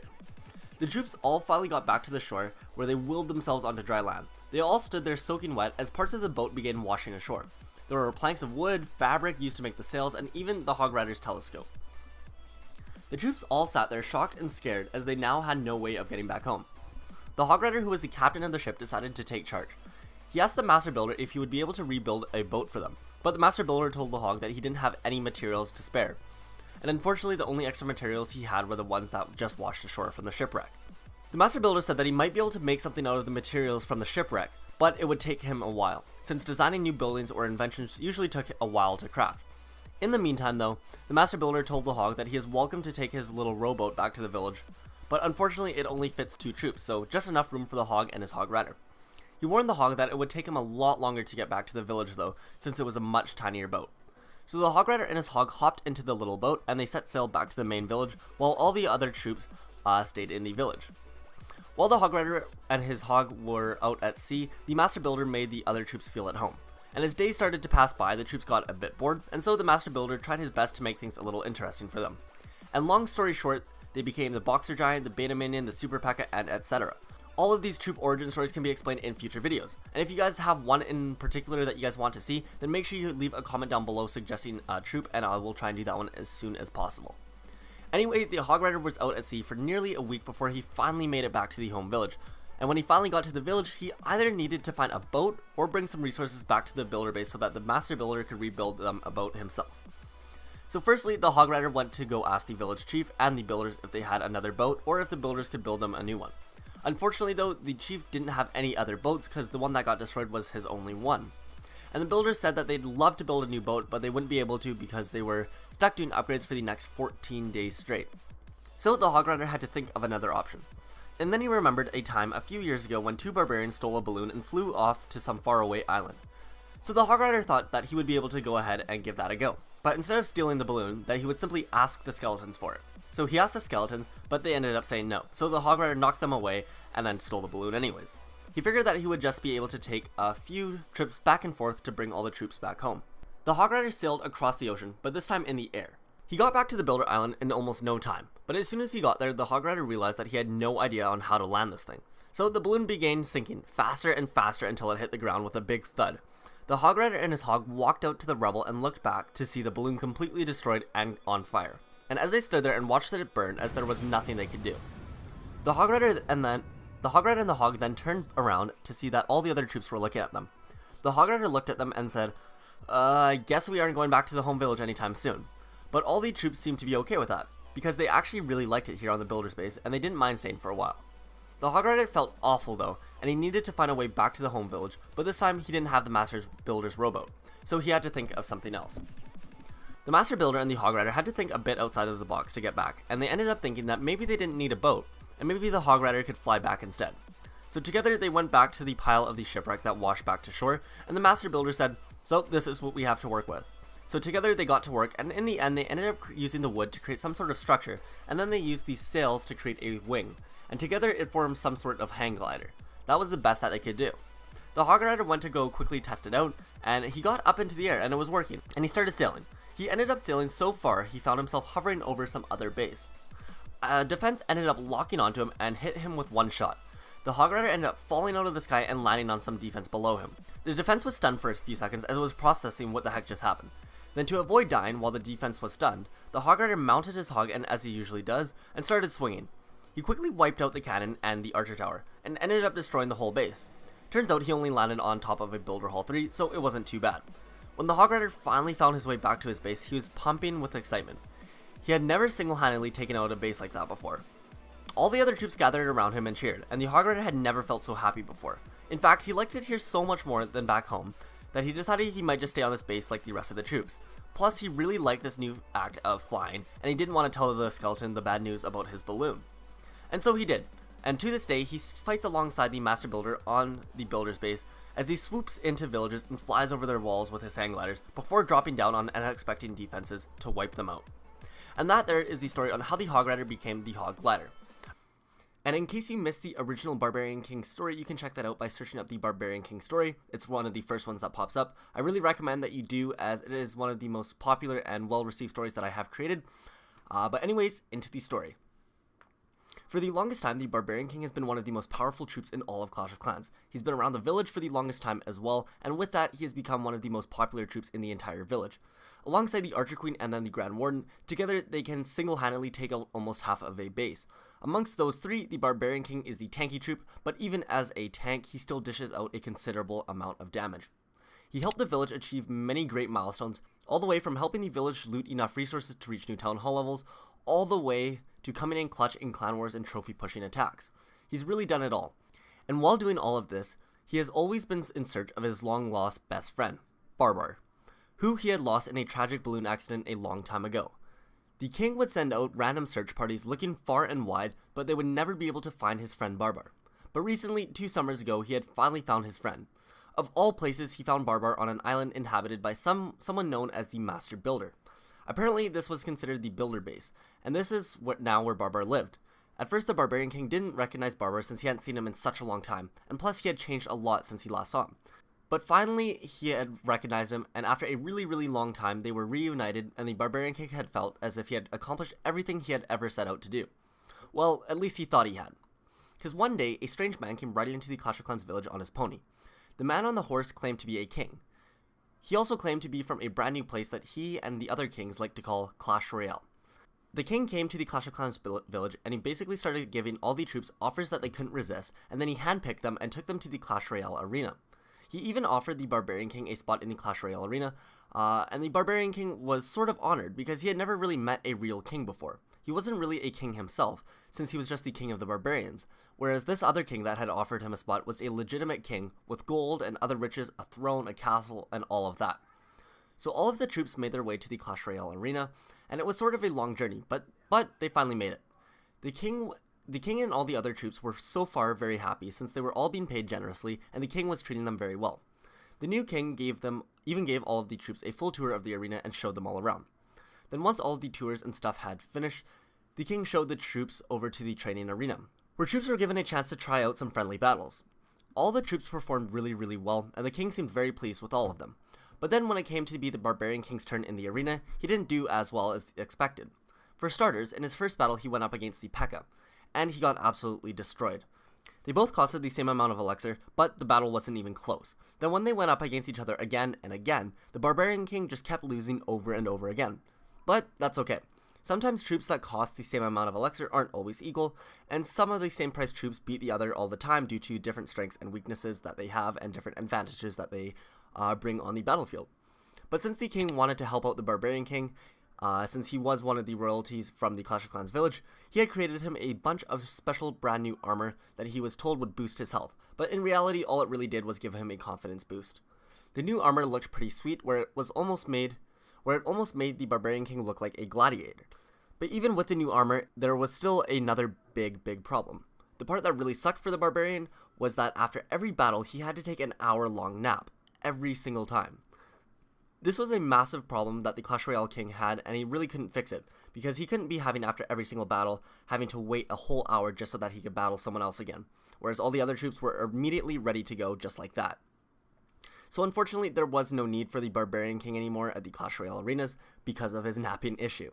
The Barbarian King was kind of upset by this, and the Clash Royale King saw this, and so he told the Barbarian King that he could keep the super sick new battle armor that he had created him. And he even said that he would create the Barbarian King some cool new armors in the future. This seemed to make the Barbarian King feel a bit better about himself, so he wished the rest of the troops good luck and thanked the king, and then made his way back home. When he got back to the Clash of Clans village, everyone stared and admired at his brand new armor. The Archer Queen came up to him and said that he looked exactly like a gladiator, and the Barbarian King kind of liked the sounds of that, and so he decided to formally change his name to the Gladiator King. And that there is the story on how the Barbarian King became the Gladiator King.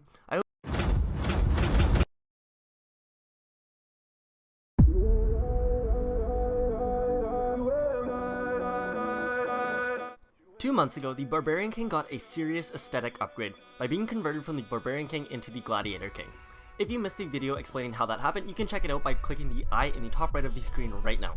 But now, after realizing that the armor didn't make him as powerful as he was expecting to be, the Barbarian King is determined to find a new set of armor that will truly make him one of the most powerful heroes in the Clash of Clans village. The Barbarian King's journey will be explained in today's story of how the Barbarian King became the P.E.K.K.A King.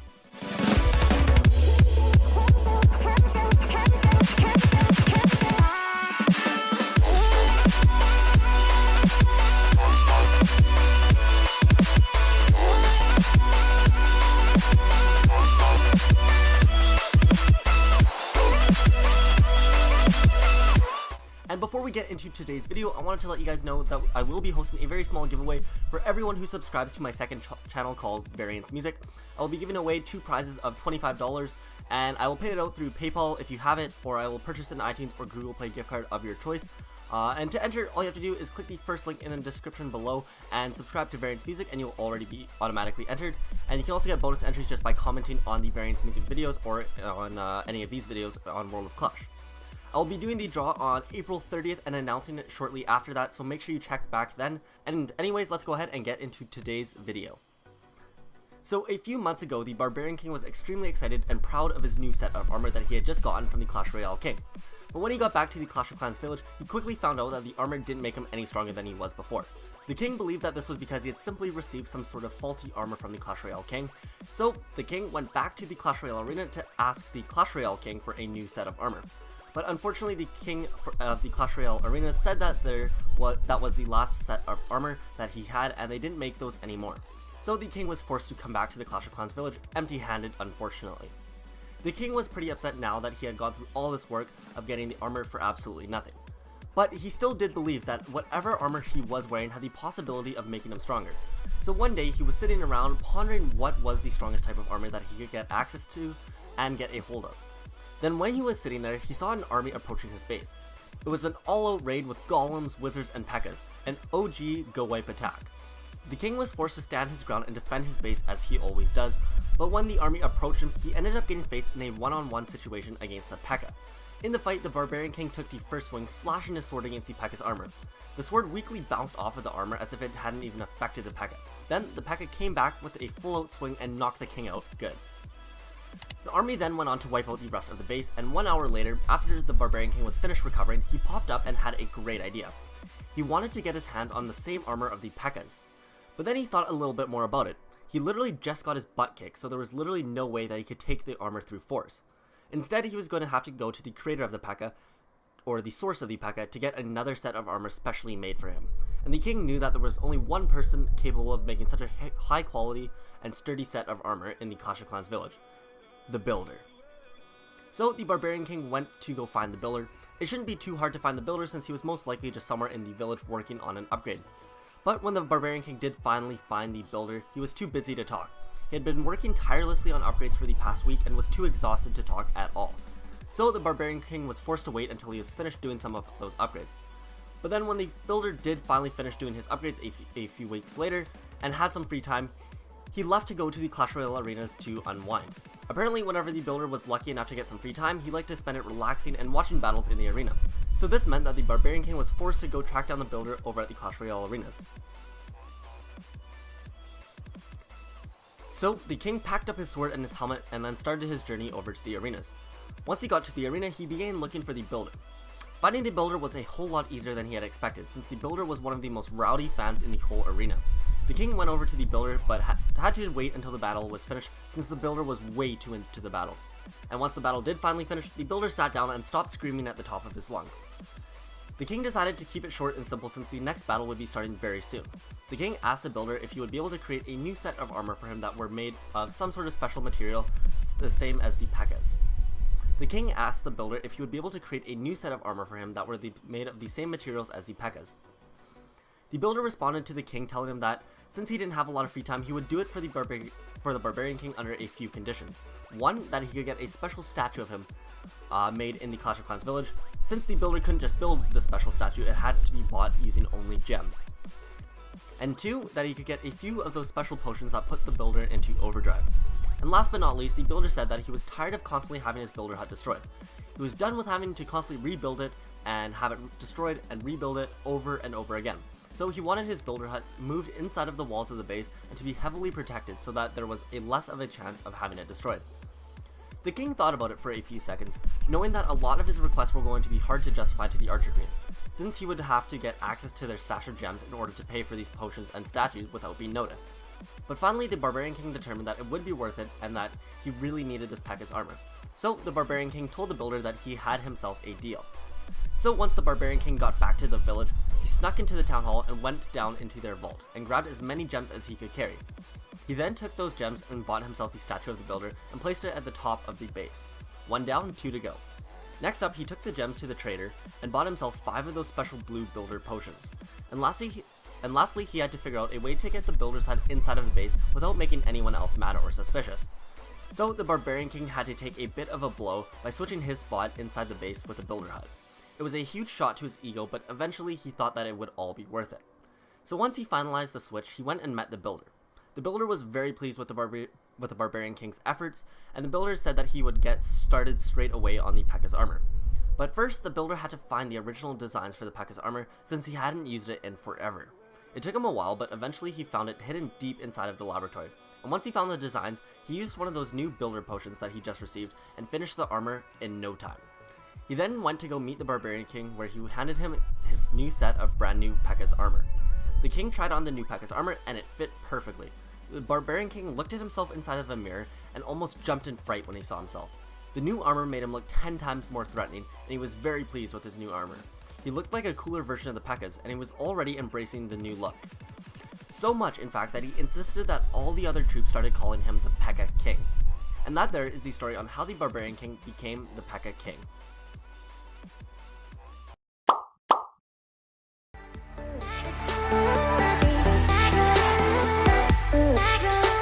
The Barbarian King has already gone through many changes, whether it be by leveling up and becoming stronger than ever before, or whether it be something more major like becoming a champion gladiator fighter, or becoming the king of the P.E.K.K.A.'s.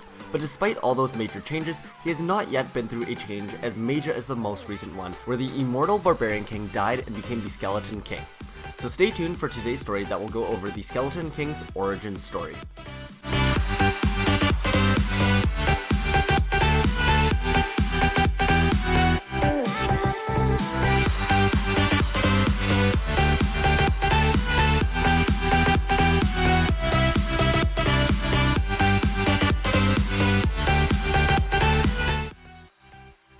But 4 years? 5 years? How long has it been since the Barbarian King has been roaming around the Clash of Clans village? Doing the same old job of attacking and defending villages. The Barbarian King definitely has a good reason to be feeling bored, as he does nearly the same thing every single day. And it's for that reason that the Barbarian King absolutely loves special events and holidays, because during those events, new things happen and the Barbarian King and all the other troops get to experience a load of new things and get to have a bit of a different experience than their normal everyday lives. And so very recently, the Barbarian King was feeling even more bored than usual. He was pretty much just counting down the days until the next fun event, which just so happened to be Halloween. But Halloween was almost a whole month away, and the Barbarian King was a little distraught from that. But then the other day, the Barbarian King overheard a rumor of a brand new Halloween-themed arena in Clash Royale. It was the very first piece of new event news that the Barbarian King had overheard, and he was extremely intrigued. He tried to find out more about the new Halloween-themed arena, and he found out that apparently a new secret limited edition arena was going to be getting released soon in Clash Royale. The Barbarian King was so excited, and the fact that the arena wasn't actually released yet made it even more exciting for him, because it was a bit of a mystery and a surprise. So the Barbarian King thought that it would be a fun way to kill time to go and look for the new hidden Halloween arena and be the very first person to ever find it. Nothing much was happening in the Clash of Clans village right now anyways, so he left to go search for the Halloween arena. The Barbarian King traveled to the Clash Royale lands, and once he passed over the border he had to be much more careful, since now that he was no longer in the Clash of Clans lands, that meant that if ever he died, he wouldn't be able to respawn like he usually does, and he would be dead fully. So that meant that he was no longer immortal and had to be very careful. The Barb King searched for a long time before coming across a murky and dark looking swamp. It looked super spooky and the Barbarian King thought that he was on the right track. He then poked his head through a clearing in the trees and his eyes widened as he found himself staring at the brand new Halloween themed arena in Clash Royale. He was going to be the very first troop to ever set foot on it, and so he began walking over to the field area to go do it. But just as he was about to take his very first step on the new Halloween arena, he heard a loud roaring or growling sound. He looked to the right of him and saw a massive glowing purple golem staring directly at him with his piercing eyes. The purple golem looked extremely angry and was ready to attack as if the Barbarian King was trespassing on his property. The Barbarian King assumed that the new purple golem must be guarding the new arena, but despite the piercing eyes of the purple golem and the massive size of it, it didn't scare the Barbarian King. The Barbarian King was itching for a new and exciting fight, especially against a new troop like this that he had never fought before. And so the Barbarian King drew his sword and charged the purple golem. The Barb King took a quick slice and chopped off the golem's arm and then quickly went in for the finishing blow. The golem exploded and then the Barbarian King turned around to walk away. But little did he know that the purple golem didn't die, it just split into two smaller golems. So as the king was walking over to check out the rest of the new Halloween arena, the purple golemites ran up behind the barbarian king and smacked him on the back of his head. The king then passed out and fell straight into the green river flowing between the arenas. The king then began floating downstream. Later, as the royal ghost was heading back to his castle after a long day of battles, he came across the barbarian king laying at the side of a riverbank. The royal ghost went over to the king and noticed that the king wasn't breathing.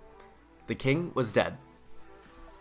The royal ghost luckily knew a thing or two about being dead, and so with the help of some of his ghostly powers, a small bit of a skeleton spell, and a haste spell to speed up the process, the royal ghost was able to resurrect the barbarian king.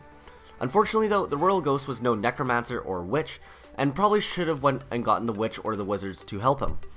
And so when he did resurrect the barbarian king, he didn't fully bring him back. The barbarian king was still his same old self, except for the fact that he just looked a bit different. And by a bit different, I mean very different. The barbarian king was literally a walking skeleton now. Although he was still just as strong and just as smart as he was before, he just lacked muscles and a skin to show for it. Which was a little creepy, but the barbarian king thought it looked awesome, and it also saved him time of having to go buy a Halloween costume this year. So anyway, once the barbarian king regained consciousness, the new skeleton king tried to get up, but he quickly stumbled. The royal ghost quickly explained to the skeleton king that it may take some time getting used to before he can be back to his normal strength. And so the royal ghost offered to take the skeleton king home and help him adjust, since he had gone through the same thing on his own. So together, the royal ghost and the new skeleton king made their way back to the Clash of Clans village with perfect timing for the spooky month of October. The royal ghost also ended up staying to help out the skeleton king adjust even more and stayed for a little bit inside of the Clash of Clans village throughout the month of October. And that there is the story of how the barbarian king died and became the skeleton king.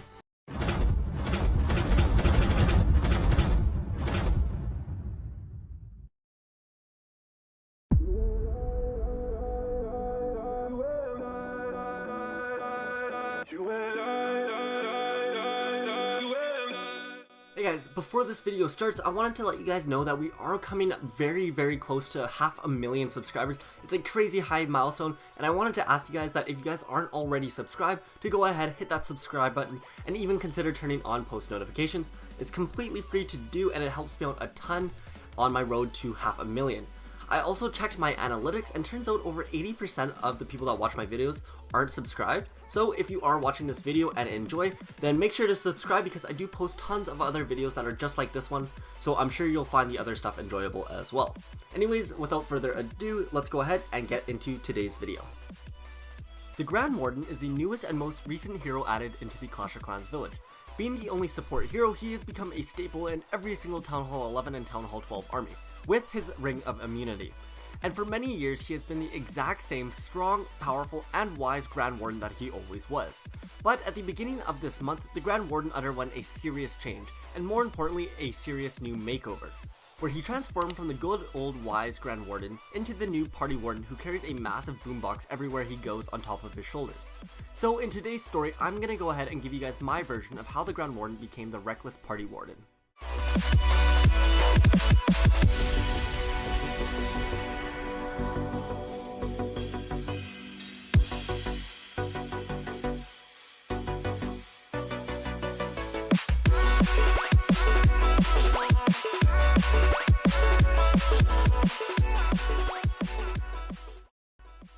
So for nearly 4 years, the Grand Warden has been roaming around our villages, sharing his wealth of wisdom to all of the new troops. He has been around for a very long time, and during that very long time, the Grand Warden hasn't changed a whole lot. In fact, the only changing he has done in the last 4 years is from his regular self into the stone statue he becomes on defense. But other than that, he has remained the exact same over the years. And one day, some of the troops noticed this as well, where they would see the Grand Warden go through the exact same routine every single day, where he would wake up, attack, defend, and then go back to bed. He would never go around socializing with the other troops or go to the village bar after attacks, or even take part in the village debates and politics, despite being looked up to by all of the troops. So one day, a group of troops came over to see the Grand Warden. They had to knock on a stone statue to get his attention first though. So the barbarian went ahead, knocked on the statue, and then the statue poofed into the Grand Warden. Even after seeing it happen so many times before, the troops still got a little startled and took a quick step back. But then they gathered their wits, or lack thereof in the case of the barbarian, and asked the Grand Warden if he wanted to come watch some Clash Royale battles with them, since he wasn't really doing anything anyways. At first, the Grand Warden thanked them for the invite, but then refused. But to that, the archer insisted that the Grand Warden come. Her invite came off a little more hostile than she was hoping for, but it seemed to get the job done, so it worked out anyways. So without really having too much of a choice, the Grand Warden accompanied the rest of the troops to the Clash Royale arenas. And once he got there, the troops found their way to their seats, and the Grand Warden followed them. They all sat down, and the Grand Warden started to watch his very first Clash Royale battle ever. He found it intriguing, but it wasn't quite something he would go to see on his own anytime soon. But since he was dragged there, he sat through all of the battles and tried to enjoy it. Once the battles were all done, the archer said that they were going to have some sort of fair down on the ground level, so the troops and them all took off to go take part in that. And as the Grand Warden was getting up from his seat to join them, he saw that one of the kings was coming over to him. The king greeted the Grand Warden and told him that he was heard a lot about him, and it was a pleasure to have him at the Clash Royale arenas.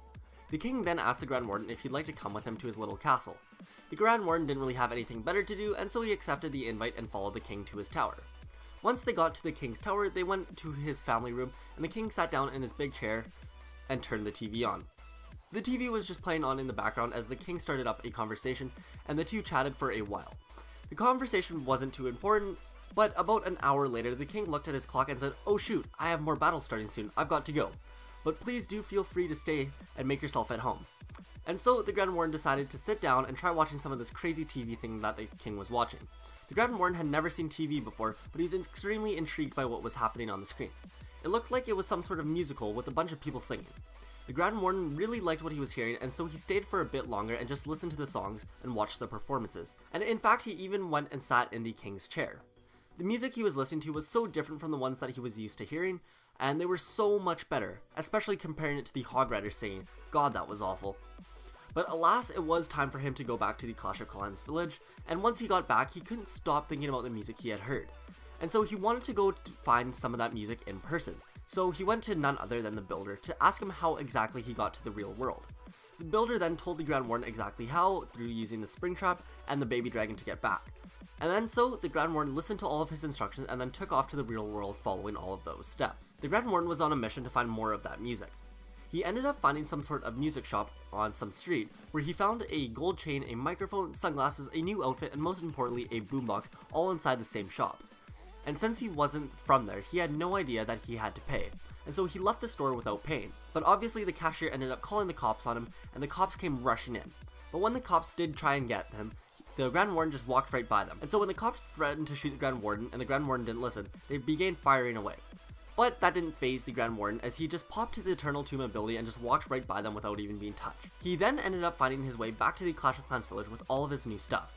He didn't even need the help of a baby dragon since he was able to fly. And now that he had this new boombox, he was constantly playing all of his new favorite songs everywhere he went. No matter where he went, he was playing music, and even when attacking. But the troops didn't seem to mind. In fact, it actually seemed to help them, as when they were in the circle of the music radius, they actually seemed to gain more health. So it worked out the best for everyone. And that there is the story of how the Grand Warden became the now hip and cool party warden.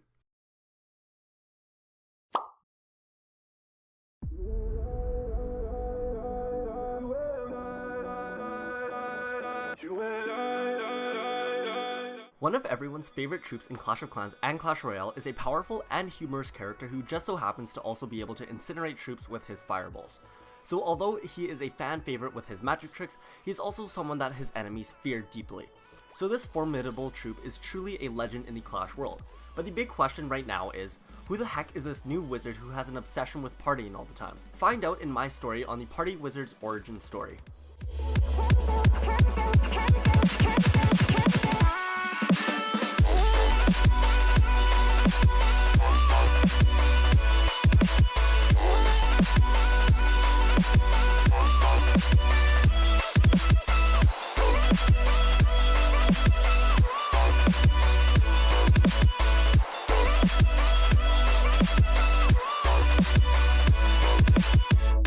Also, for the winners of the July giveaway have finally been drawn, and the winners are as shown here. I have responded to the original comments with further instructions on how to claim the prize, and if you didn't win last month, you can enter my August giveaway for $100 simply by liking, subscribing, and answering my daily question in the comments below. Best of luck to everyone, and now on with the story. So, a long time ago, the wizard had multiple brothers, many of whom went on to do amazing things, such as the Ice Wizard who learned to control ice and snow, and the Electro Wizard who learned to harness the power of electricity. and himself of course who could summon massive fireballs. But the one brother that no one ever talks about is his brother named Chad. No one has ever heard of Chad until now, but for good reason. And that's because he's never been around and has an unhealthy obsession with partying. As the youngest wizard in the family, he felt that he could never live up to his family's expectations of him, especially when his older brothers were out there controlling fire, ice, and electricity. And so because of this, he decided to at least enjoy himself all the time by partying. His parents even tried to help him become more powerful like his brothers by helping teach him powerful spells. At one point, they even wrote down on a piece of paper one of the most powerful fireball spells ever. But Chad just crumpled up the paper and shoved it into his pocket like he didn't care. He ended up falling so much in love with dancing and listening to music, so much that in fact he wanted to move away to a place that had parties way more often than the Clash of Clans village. And so just like the builder did a while back, Chad decided to leave the Clash of Clans village and go to join the real world, where there was always a party happening somewhere. He ended up staying in the real world for a really long time, and he had no intentions at all of coming back to the Clash of Clans village. Well, at least not until he found out that Clash of Clans was actually throwing their own huge party for their 6-year anniversary. When he heard that big news, he thought to himself that this could be one of the parties of the year, and there was no way that he could miss it. And so the party wizard began making his way back to the Clash of Clans village. But Chad had been away from the village for so long that he forgot exactly how to get back home. And so for a long time he wandered around until finally many days later he got lucky and found the Clash of Clans village by chance. But when he finally did get back, it was too late. The 6-year anniversary party was over and he had missed the biggest party of the year. Chad was pretty upset by this and was getting ready to go back to the real world to make up for all the partying he missed, but before he could leave, his brother the wizard ran up behind him and yelled stop. Chad turned to look at him and then the wizard said to Chad, "You look exhausted, you've been gone for so long. Just come stay one night with me and then you can leave in the morning." So Chad decided to take him up on it. He stayed the night with the wizard inside of his wizard tower. But when the wizard finally woke up, he woke up to screaming and yelling and the sounds of cannonballs flying through the air. Apparently the village was being attacked. The wizard poked his head out of the small door and saw that there were barbarians running everywhere, giants smashing buildings, and hog riders singing terribly. Now you got me. The wizard just sat back and watched from the tower as all the fighting went down. He then watched his brother and the other wizard towers shoot at all the attacking troops and watched them take out all of the enemies. Then when the battle was finally done, Chad watched as the rest of the village cheered and congratulated the wizards on their work. The wizards were basically like heroes here. And when they were finally done celebrating, Chad went over to his brother and asked him to teach him how to defend the village just like he did. He wanted to be a hero and be celebrated just as much as them. His brother looked at him and told him that if he was going to do that, then he would need him to give up his partying for good. And Chad agreed to do that. He thought it was finally time to do something more productive and helpful, and so he locked his party outfit away in a closet and locked it away. And then after that, his brother began showing him the ropes of running his own wizard tower. And Chad did an amazing job. It was almost like he was born to do this. He was just as good as the rest of the wizard towers and was doing extremely well, and for the whole time he didn't even think about partying once. But then, a little less than a year later, the village announced that they were going to be celebrating their 7-year anniversary with a huge party. And at first, Chad tried to resist the urge of going back to this party. But he was only holding on by a thread, because this was a similar party to the exact party that he missed a year ago. So he really wanted to go to this one, but alas, he refused to go. But since he was only holding on by a thread, once his magic rabbit opened up his locked cabinet with his party outfit, he just lost it and went back to his old ways. He went full out party mode at the 7-year anniversary, but at least on the bright side, he still did care about the village. So he wanted to keep defending it even though he still liked partying. But the village chief wouldn't let him. He said that with his partying habit, he couldn't trust him to repeatedly show up for his job. For example, what if he was too busy partying one night and didn't wake up in time the next day while the village was being attacked? So Chad was unable to defend the village anymore, but there was nothing stopping him from attacking. So he joined the Clash army, and while he was waiting to attack by the army camp, he reached into his pocket and found some scrunched up piece of paper. He looked at it and noticed that it was some super powerful spell that his parents had written down for him a long time ago. And so the next battle, he ended up testing that spell out, and it did way more damage than his regular fireball.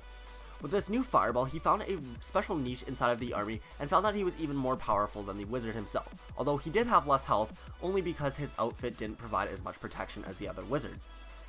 And so for the next month, the party wizard stayed in the Clash of Clans village and partied hard while also helping them attack on offense. But alas, only time will see if this will be the last that we see of the party wizard.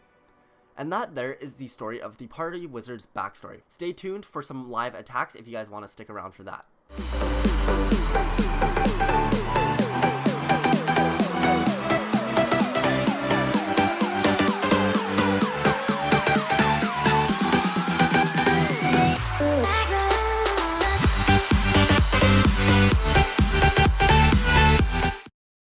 The story of the Yeti begins a long time ago, back at the beginning of Clash. Back then, as many of you already know, there were 10 original troops that you could use inside of the barracks. But what you may not know was that there was actually an 11th troop back then, but that just wasn't available in the barracks. This other troop was a big, strong, hairy creature that had horns, and was basically like a giant. The one problem with it, though, was that he was way too nice to be in battles. Rather than to attack the enemies, he would simply try to befriend everyone instead of trying to destroy them. Obviously, this proved to be an issue for the king because he needed stone-cold killers and beasts in his army, not jolly good fellows that are friends with everyone. And since the troop was of no use to the king, he had no choice but to banish the troop from the village. And for a long time, everyone in the village, including the chief, had forgotten about this troop. So once this new troop was banished from the Clash of Clans village, where did he go? Wherever the wind blew him. He started to travel up north in search of some new friends. He wandered for a long time, but never found anyone. He kept wandering to a point where it started to get really, really cold, and snow started to fall from the sky. He decided to keep going a bit further, but if he didn't find anyone, he would just head back, because he couldn't really stand the cold for too long. But as he continued walking, he heard some mini screams coming from the distance. He quickly ran over to see where the screams were coming from, and when he got there, he saw a bunch of furry little pink fur balls being chased around by some sort of ice golem. He hated to see this, and he quickly jumped to the fur ball's defense. He fought off the ice golem and forced him to retreat. And once he scared off the ice golems, he turned over to the cute-looking fur balls. He asked if they were okay, and they all nodded back in return. He had no idea what these little fur ball things were, and they had no idea who or what he was, but after being saved by him, the fur balls immediately fell in love with him. They quickly huddled up to him and bounced up and down. The new troop was really happy to see this and felt super thrilled that he had just made not just one friend, but tons of them. It was starting to get cold, so the new troop made their way over to the cave where he got himself nice and warm. But because they were so much smaller than him, they had a hard time keeping up sometimes. And so the new troop made a small basket that had slung over his back just like a backpack, so that he could carry his little friends around with him wherever he wanted. As time went by, the new troop started to get hairier and hairier, so much to the point that it completely covered his body and face. This worked out well because it helped protect him from the freezing cold outside, and that meant that he could leave his cave without getting cold. The fur on his body grew the color white, and so he almost resembled an abominable snowman, or a yeti. So for a long time, the Yeti and his little Yeti mites, as he liked to call them, enjoyed themselves by playing games in the snow and just having an overall fun time every day. But one day, they were playing a game and one of the Yeti mites ran away. The Yeti couldn't find the Yeti mite, and so he started to follow the footsteps in the snow. He followed them for a long time, but at a certain point, the footsteps stopped because there was no more snow. And in the distance, the Yeti could hear the sound of other troops and buildings and what sounded like a village. So he thought that his little friend may have gone over there.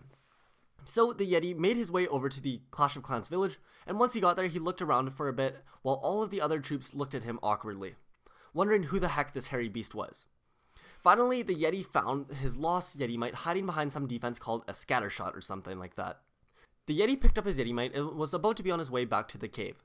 But on the way back, he passed by someone who looked very familiar, the village chief. He was standing right beside the town hall. The Yeti got super angry when he remembered that it was him who had banished him from the Clash of Clans village. And when the Yeti got angry, one of the Yeti mites sensed the Yeti's anger and immediately hopped out of the basket and charged the king. The Yeti mite then threw himself into the king and the town hall and then exploded. And before the Yeti mite himself could charge the village chief, the barbarian king stepped in and told him, Whoa there, we don't want any trouble, friend. What are you here for?" The Yeti's ears perked up at the word friend, and he immediately calmed down, and remembered that he just wanted to make new friends. He told the king that he was just here to search for his long-lost friend and that he was going to be on his way. But the king thought that the Yeti would make a super powerful new troop for the village considering his size and strength and his little friends.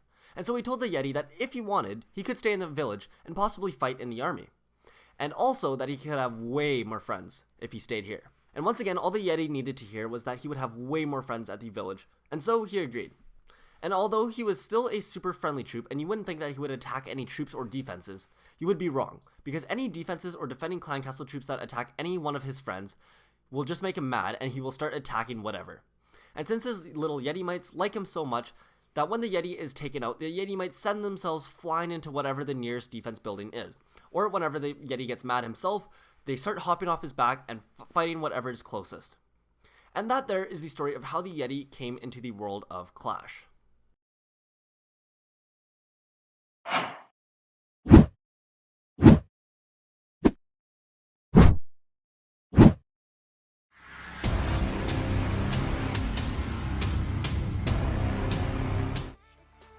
The newest hero in Clash of Clans is a serious force to be reckoned with.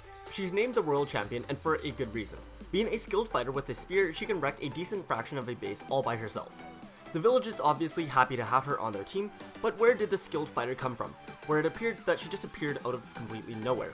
Someone of her caliber would have required years of training and practice, and even with that much training, most troops still wouldn't be able to be as powerful as her. So who is this incredibly powerful new hero in Clash of Clans, and how did she find her way to the Clash of Clans village? Find out all of that inside of today's story, the Royal Champion's origin story.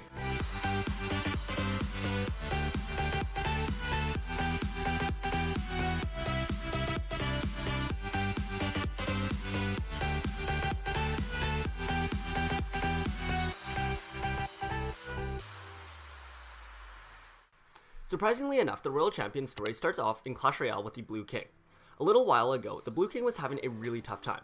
He was trying to push trophies super hard to get into one of the highest leagues possible, but for some reason he just couldn't make it into the next league. He tried using new decks and new troops, but nothing seemed to work. So one day when a new baby troop showed up at his doorsteps, he saw it as an opportunity to help get himself into one of the highest possible arenas. The baby came at the same time that the Ram Rider was introduced into the arenas, and it sort of resembled the Ram Rider in some way. But nonetheless, the king didn't question any of it, and he took the baby in and raised it as his own. The king loved the baby and gave it nothing but the best care. And the moment the baby was old enough, he gave her the best combat training too.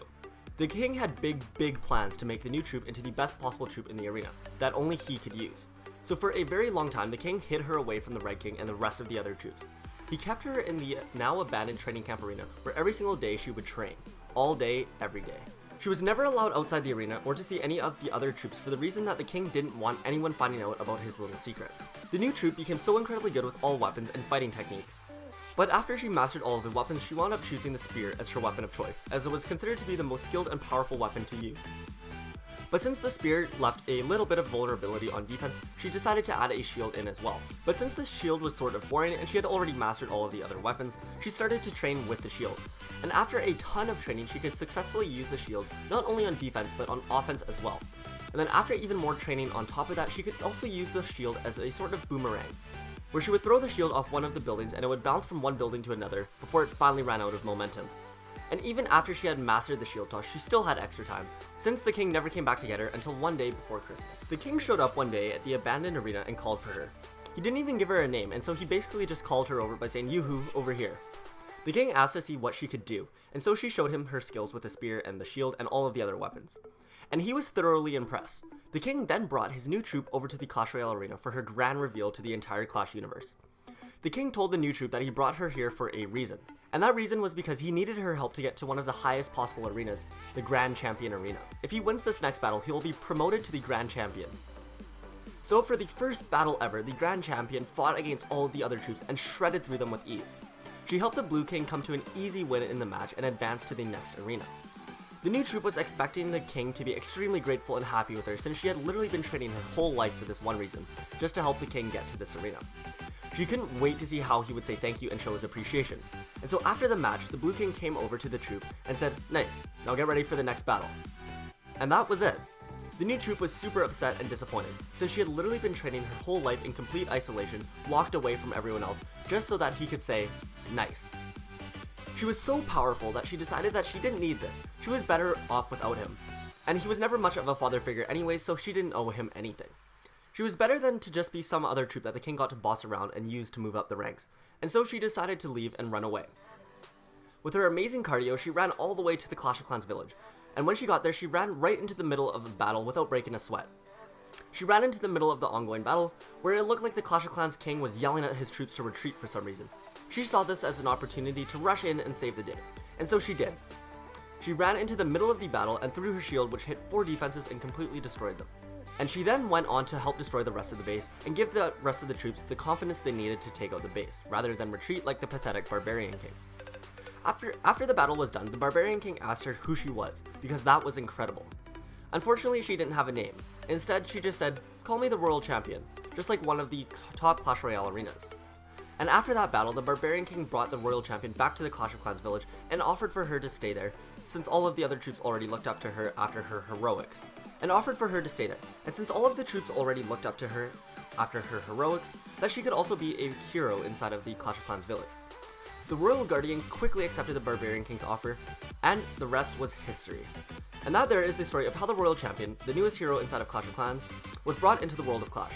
If you enjoyed, make sure to drop a like on the video and also leave a comment down below. These videos do take quite a while to write, edit, or just overall put together, and so a like and comment would be very, very much appreciated. And also, if you wanted to see more videos like this for other new troops that come into Clash of Clans, Clash Royale, Brawl Stars, or any of those, then make sure to subscribe and turn on notifications as well. Other than that, thank you guys so much for watching, and I will see you guys in the next video. Peace out.